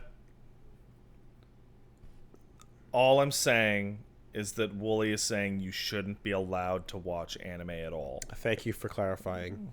That's all I'm saying. Thank you. No, of course, when we turn our nose up at subs or dubs or whatever, that's disability and or extenuating circumstance notwithstanding. I mean, I think if you're taking it that way, that sounds like you are coming into the discussion with a chip on your shoulder. And that is not at all the even playing field of comparing the two that I'm putting it on. Quite simply, in my preference, I like going subbed a lot of the time because I like the voice actors. Yeah. I prefer the original voice actors in most cases over the years.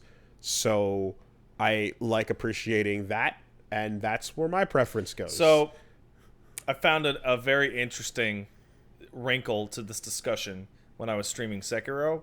Mm-hmm. I put it into Japanese, right?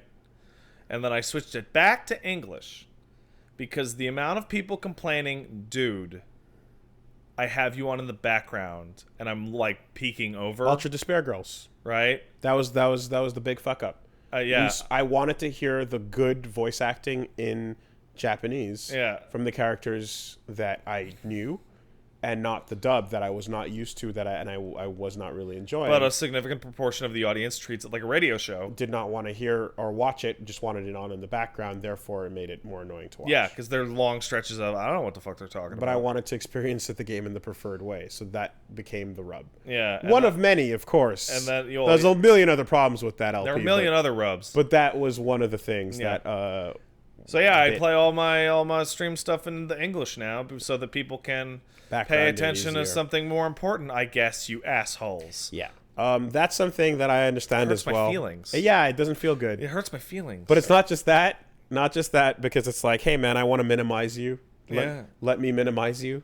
It's also the part where if it's a matter of choice or preference, and I'm like, oh, I want to hear that voice actor I really like. Yeah.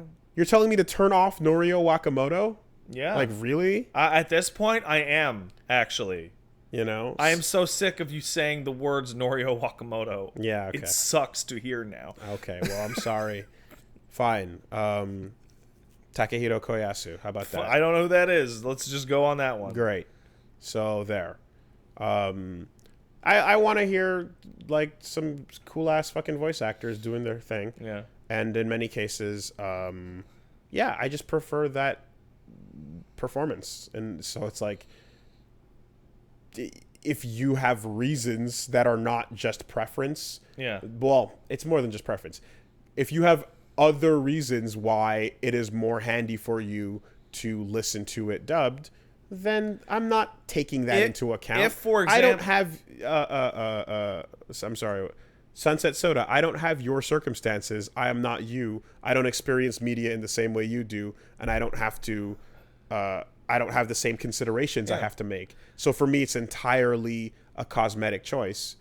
Therefore, I go with the preference that I have. If, for example, you that simple. are the opposite of a dog, and instead of not being able to look up, you cannot look down, and thus cannot put your eyes down to see the subtitles, of course everyone would understand that you can't look down. So, and the only other thing I'd say there is, like, if you're inferring, like, turning our noses up at it, like, again, that's not really the sentiment I'm trying to get across. If that was the tone of the conversation that you heard, then, like, sorry if you took it that way, but that's definitely, like, on an even playing field, it's just my preference. Sunset, have you ever tried just not having ADD, or has that not worked out? Have you? Yeah. So that's it. I'm just speaking for Wooly here. That's fine. No, that's fine. Dub, and that's whatever. I think it's all reasonable. It's all relative. It's all reasonable. And dubs are for losers. Anyway. I find it really endearing, Wooly, genuinely, that you're trying to give like a really heartfelt answer to this question while I'm over here essentially slapping my tummy and like, have you tried getting up out of the wheelchair? Like, and making no attempt to help you at all. You are a very nice man. Yeah, well, what can I do? What can I do when it's not the first time that, like, a preference I've had has been interpreted as a fucking lambasting of the alternative, but whatever. Dubs are for losers. Fuck off.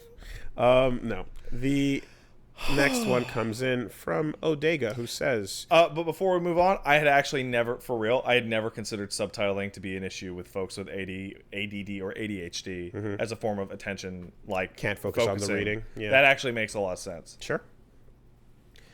Fortunately, now there's a lot of good dubs out there where you can pick quality voice acting if the option is provided. It's still not the majority. You know what's really nice about Astral Chain? Mm-hmm. It's not quite as in-depth as Automata, but the subtitling follows the dialogue. That's nice. Like, it spaces itself so that if you let it scroll, you're not mashing to get ahead of it. That's very nice. It's nice. And yes, because it invariably is the follow-up question. Golden Boy, Trigun, and Johnny Young Bosch in general. These are tough. If Johnny Young Bosch is involved, you go for it. Alternatively, a good Steve Bloom, a good Kira Buckland, Can I get, like... Paul Dobson. Can I get, like, Jolene as Kira and everybody else in Japanese when that comes out? Can somebody, like, rip that track? That's pretty much exactly what needs to happen. 100%. Yeah. You do good work, Kira. Street Fighter 4 figured it out and no one else did. Yeah, they really did. We thought it was silly. I mean, Tekken was pretty good too. Okay, yeah. But in Tekken, it is silly. Yeah. Yeah. The scenes with Hwoarang and Jin, like with the Korean-Japanese thing, it's so fucking goofy. Because they're having long sentences that the other two are like, just go, Oh, yeah, I'll take me a Liam O'Brien. Any day of the fucking week. Well, yeah. But yeah. That's just because you want to kiss him. FemC could do it. Yeah, she could. There was FemC merch. We found the last and only pieces of FemC merch in Japan. It was crazy. Did you see on the Persona, if you emulate Persona 3, whenever Akihiko goes to walk off screen in widescreen, he actually just hits the edge of the screen and just walks in place. That's fucking great. Goofy. Yeah. Hey, say hi to Mrs. Sunset for me, buddy. Yeah. You have a good day. Apparently that relationship in P3P is a very athletic one. Yeah. Yeah. Yeah. Apparently more than any other person you could date in that game, Mr. Sonata bangs you out on a regular basis. I see. That makes sense. So I've been told. Dear Fortress of Beached Things. Hey, what up, man? Kojima recently stated after working on MGS5 that with open world design, he never wants to return to making linear games. He said it was conscious to put the story on the back burner in exchange for a focus on open world gameplay, but has said that he wants to put the story at the forefront of Death Stranding. That's true. I did read that interview. Yeah, I read it too, yeah. Based on what we know about the game so far, do you believe that open world design will be justified, or will the general consensus be that the game would be better off as a linear narrative? Love and respect, Jordan. I think I saw Mom went and saw like a talk on Death Stranding, and the way the game structure seems to be working is that it's a huge wide open world, but you're using that huge wide open world to it's essentially just the world's largest corridor, because you're just going west the whole game, right? And you can choose to go, a little bit south and a little bit north, right, to this settlement or that settlement. But you will be hitting certain story beats as you travel from, I think it's DC, out west. The question is, do I believe whether the open world design will be justified, or will the general consensus be the game will be better off with a linear narrative? I don't know what the general consensus will be. And like you said, since it's about this continent getting connected or reconnected, a continent, country. It's about connections. Yes, it's a Strand game. Then it sounds like there's it's about the mixing. It sounds like going into every area and finding a way to connect it to the main line is going to be an important part of it. But personally, my preference will always be for those linear narrative ones. Yeah. And we've had a couple of each now. And overwhelmingly, I prefer the linear ones. So I just know that my preference is going to be that way, but I can't say the consensus will be that. We'll see if the splits the difference. I mean, 4 is like the hallwayest hallway. It's out of control. And it's too much. But there's open, giant hallway rooms in 4. Yeah. Like that jungle in South America is massive. It's still too much. But it's still a fucking hallway. Because it starts to narrow in. You hit Act 3, and then it's an actual hallway. So, there's a happy medium in between. The other that thing, medium is Metal Gear Solid 2. Well, because I was going to say, the other thing about the hallway is that 4, you don't go back through the same areas. Ever. And in 2, you're learning that map as you go back and forth from the struts. And 3 is a little bit back and forth. Little bit. Like new area, right? You spend a lot of time in the new area, a little bit of backtracking, right? But it doesn't feel too bad. It's mostly forward momentum. Yeah. So that's what it is, I think, is the fact that, like, the hallway only feels like it when you never revisit. And usually revisiting is bad in many cases if it's like a boring ass backtrack. Yeah. But if there's a reason for it, or if there's something, Or if the area is really interesting, then it's totally okay to do that. And then 4 literally becomes an actual hallway. Yes. Like it turns into that. It's ridiculous. That is the yeah. So I'm always going to have that preference because I have not yet been convinced that open worlds can, or rather, like Breath of the Wild was a really good time. It still had problems. And open world to me is not delivering the things I want from a Kojima game. Open world games can be very, very different things that don't necessarily focus heavily on this type of narrative. But that's why it's also weird to me when I hear about MMOs with story, because up until 14 and you telling me how that implements stuff, I'm like, MMO stories are fucking garbage. It's currently the best Final Fantasy game in the past 10 years. How fucked is that? But just like MMO stories are like they're trash. They're garbage. They're breadcrumbs. Because they're just breadcrumbs exclusively. They're optional cutscenes that play for the entire server when you hit the same milestones and do the. It's just not. It's like nothing, know. So like it's interesting to hear that they've worked on that and started fixing it. And plus the Warframe stuff. Warframe's the weirdest thing ever. Like they've gotten over that problem, so that's cool to hear. But yeah, I need to maybe just be convinced otherwise, though. We'll see. Warframe is the weirdest thing ever. Did you see they added a guitar? No, that's crazy. They added a guitar, and people are using like keyboard macro programs to do all the shit people do when a musical instrument gets added to a game. You want to see Giorno's theme being played by Warframe? Here you go. Yeah.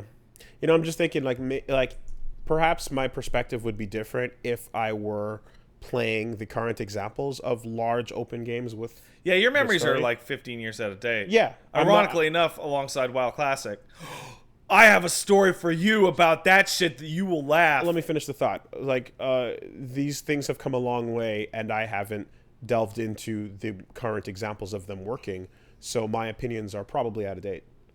But yeah, what's up with WoW Classic? So, WoW Classic is out. Yes, it is. So, what does that mean? World first race!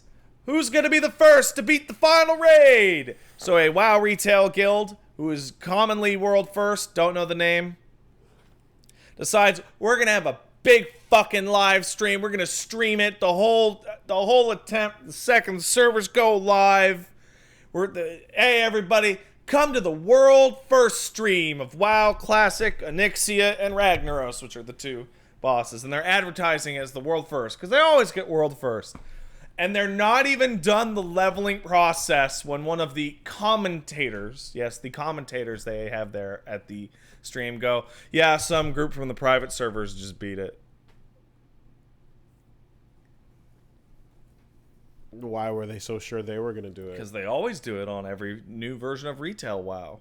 Well, But the private server gang that have been playing a pirate version of Classic for 10 years have literally just been playing this game nonstop for 10 years and crushed it days in advance. And so the rest of their world first stream was unfortunately a little tense, a little awkward.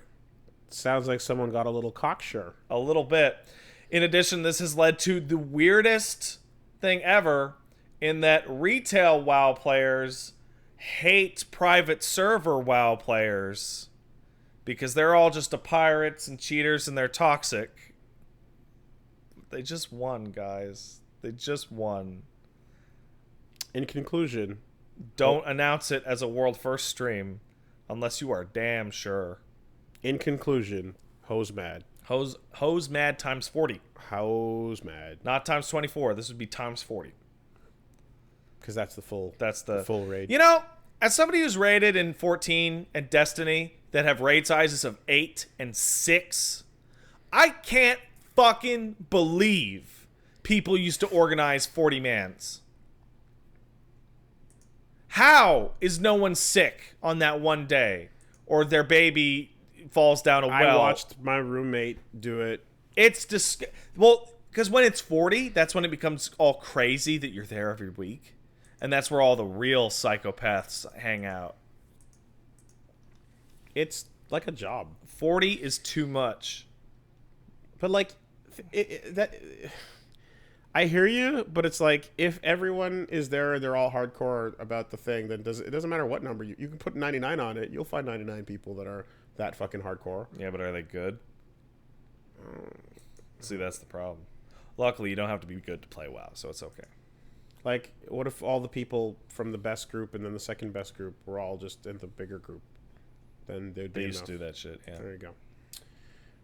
I remember, I have a friend of mine who, back in the WoW raiding days, would deal with people refusing to use their name.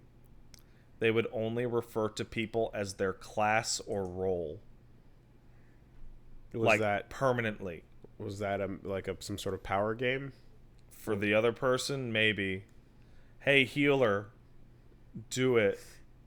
Yeah, what is that just about? Like, I am the demeaning raid you, leader. or- You are the it's fucking that. Everything about that shit is a fucking wild world of crazy people. That's some toxic shit right there. So I'm just stopping to think about how little appeal. That Any what of I this just described. has. Yeah.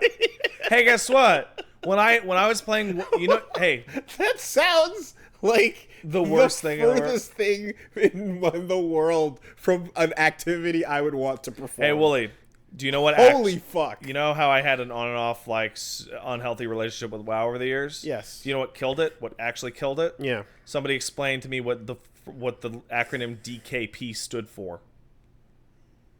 Are you familiar with DKP? I feel like There's a famous old video of some guy screaming during the Inicia raid, -50 DKP, more dots, DKP are Dragon Kill points. Okay. Yes, and They are a community organized point system, which determines whether or not you are allowed to roll on the gear. Yes, I and remember. once I discovered that, I was like, I am fucking out of here. Yeah. That is awful. That is the worst thing that has ever happened. Yeah. You have a 40-man group and 2 pieces drop? And I mean, and of course it's like you can 100 bend that analogy back to some elitist fighting game bullshit. Like every game has its version of that. Yeah, but that's just, you're trash, get out of here or we'll stab you. Yeah, and that shit sucks too. That shit's garbage too. I'm just describing this being my personal fucking kryptonite. But hey, guess what? You're right. That's many people's kryptonite, but they like the game enough to put up with it. I didn't. Jesse says, their Section 9 rejects. Was Ghost in the Shell Standalone Complex actually a good anime? Yeah. Or were we just fooled into a boss-ass Season 1 and opening, and that one time mixing 2D and 3D was good, and it didn't completely suck ass? Can't wait to hear how wrong I am. Yeah, Jesse, Ghost in the Shell Standalone Complex was very good. And I would say that the second gig, does not have the same bring it all together impact moment that the first season does. The first season really comes together nicely with a cool build up. Wow. Because it's all very like, standalone, as this name implies. What? Get out of town. But there's still your vicious episodes, I call them. Yeah. Right? And in this case, the climax of the vicious episodes and the standalones come together into a very cool overall journey that's like, fuck yeah, Ghost in the Shell, awesome. In fact, I liked Ghost in the Shell Standalone Complex almost as much as the original movie. Like, I really, really enjoyed that.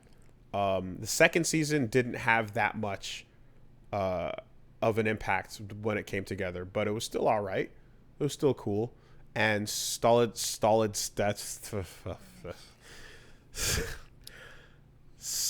State Society equally was so-so, but all in all still worth it. What's the deal with cyborgs?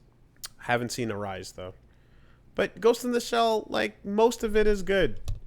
Not that much of it is bad. So yeah. That's a safe bet. You can bet on the major. Yeah. In any form. Dear Beast Gang, Calvin says, what are some minor details in a video game that you can't help but being annoyed at when you find out about them? Recently for me, thanks to Max's stream of MVCI, I learned that Cap calls Tony Iron Man instead of Tony when tagging him in for an assist. Cap does call him asset? No, okay, whatever. Incorrect. Cap does call him Tony back at MVC 3, so it's a change I can't wrap my head around since Cap and Tony are such good friends. But the fact that Spider-Man calls Venom Eddie, it's likely to be a most minor detail, but I can get annoyed with it every time. It hasn't stopped bothering me for 2 days. Okay, so that was nitpicks. Yeah. Do you got any? I think turning around on the Dog Legion and Astral Chain needs a little work. You 180 instead of like actually turning, because the game wants you to run. I wish they had told me that my last name was going to be Howard in the beginning of Astral Chain, so I would have had the foresight. So you could change the first name but not the last name? Yeah, it's always Howard, because your dad's Max Howard. Oh, awesome. And it's like, are you serious? Okay. And it's like, I would have said, yeah, geese all day. Yeah. I mean, if you want to, like, if you're in the same wheelhouse as that, there's little things like, oh, Todd, Jesus. I wish the Rad Spencer outfits were reversed, and I wish that the mustache Spencer was the default in Marvel, and that dreadlock was the unlock, was the special costume, because mustache Spencer fucking rules. Yeah. I wish that Virgil Super Corrupt Sparta version had the eye patch, because that'd be cool. But yeah, Tony and Steve calling each other that respectively is a cool thing that gets snubbed out there in MVCI. So I don't know. Hey, how about this? I wish MVCI was better. How about that? Small detail, little nitpick. Small detail. I wish it didn't look as bad as it did. Yeah. Nitpick. Mm. I wish the story mode wasn't trash. It's really astonishingly bad. I think it's the worst one out of all the story modes we played. Minor nitpick. Yeah, minor nitpick. I wish Monster Hunter, the character, could return somewhere else What do you mean? in a fighting game. Oh, okay. I want to use that move set again. Well, maybe in Marvel 4, maybe.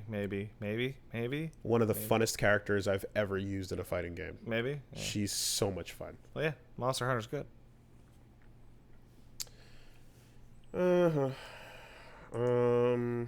Yeah, and that's true. I heard the Injustice story is pretty solid. Haven't done that. I also heard that. Yeah. It's got an actor I really like in it. I forget his name, though, which is always a good sign. Guy who plays Wei Yun on Deep Space Nine plays Brainiac. Does a pretty good job from the clips I saw. And last one coming in from Jason says, Hey, Jason, what up? Dear Wooly Green Tea with Honey and Pat Ultra Red Zero, longtime follower from the Machinima days. Love your content. Keep going. Picked up Astral Chain. It's a delight. Great character action game. On the first night I played it, I had fun exploring the mechanics and seeing how things work. Knowing its character action, I had the intention to break objects like bins. I'm a UK listener. Yeah. Or boxes to get health items, and so I did. Yeah. Found that you get punished by your fellow bobbies to lose points for your grading by doing that, and I got a bad grading at the end of the level. Yeah. To rectify that, the next day I replayed the 2 missions and forced myself to not break anything. But then I thought of using my Legion to break things, and as I did, I was surprised that I did not get in trouble because no one can see my Legion. They probably think the bin just exploded, and now I can get health items without getting in trouble. It was at this moment I had a conflicting thought of the gimmick. I thought it was stupid, but it was also clever, and it made me think, I'm playing as a copper. I need to keep up appearances and not commit crimes unless they see me do it. My question is, has there been games where you played around and were forced to think outside the norms in this way? Well, there's always the fun Skyrim thing where if you put buckets on people's heads, their sight line disappears so you can rob them or First kill of all, that's fucking wild if this game does that. Yeah, no, if you break a box in front of your sister or another cop, they go, what the fuck are you doing? And they get points off your score. That's fucking... Because you're a cop. Yeah, what are you doing? Why would you destroy property? Why are you just smashing boxes in the corner? Why are you breaking into people's houses and smashing their pots, Link? That's stupid. You're supposed to be a hero. Wow. That's fun.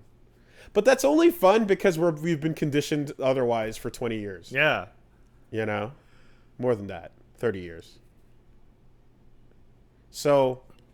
I remember But is that the only thing like that? Or are there other little things like that? in that game? Yeah. There's a good little ice cream mini game that is fucking hilarious. Because it would be cool if there was other little bits of like going against the when you're dropped into a 3D world as a character, the idea is run fucking havoc, right? Yeah.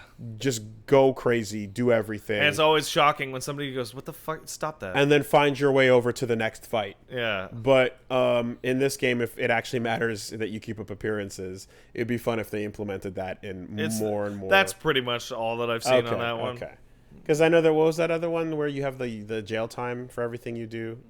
Something Wars? Panopticon Freedom Wars. Freedom Wars. And there's rules that you can and can't. That whatever, all this nonsense adds time to your fucking sentence and whatever. So I like when that gets implemented in. That's fun. That's fun. Like if you cross the street and you jaywalk. Oh, you can't. You physically can't. It doesn't let you. Your character cannot pass through the no sign on the crosswalk. Okay. It physically bars them until the light changes. You have okay. Well, fine. You can RoboCop it as well. The law cannot be broken. It can't be. Understood. You're a police, man. You can't jaywalk. Okay. Oh, you can jaywalk. Hey, man. All I remember is the crosswalks don't let you cross unless the light is red. Green. Green's the good one. You can get point deductions for it. All right. Oh, cool. You can remain in the crosswalk. That's how you do it. Okay. That makes sense. I see. Fun. Yep. Those legions hate it. They hate it. They hate it. They don't like it. They kind of want to die. Think it's worth doing, huh? Oh, absolutely. Yeah. All right. All right. Sounds. Let's pencil it in on the maybe board. Yeah. And also, don't forget, Guilty Gear Collection is out on Switch too. You can fucking grab the 2 old Guilty Gears. Which one's that? You can grab Accent Core, and you can grab Original Guilty Gear 1. I love that the Guilty Gear Collection comes with 1 and the other one, but definitely not 2. No. We're doing this now? By Your Side. I keep calling it By Your Side, but it's not actually By Your Side. Isn't that the song that comes with it? No, that's just the subtitle that appears in the intro for Guilty Gear X, I want to say. I'm trying to remember why that's baked into my brain, but it's not. But it's the wrong thing. But yeah, Guilty Gear Original, and then this. You get your Exerd, and soon, right around the corner, at Arc Revo, is going to be the new one. I'm excited to see that. Yeah. Oh boy. I'm hoping I can get some hands on. That'd be really fun. I am going to be this weekend going down to DreamHack Montreal. That's happening. You'll be sauntering over. I'll be sauntering over. No playing this time. I will be playing what I play. I will be hanging out. I'll be doing ambassadory type things as an ambassador.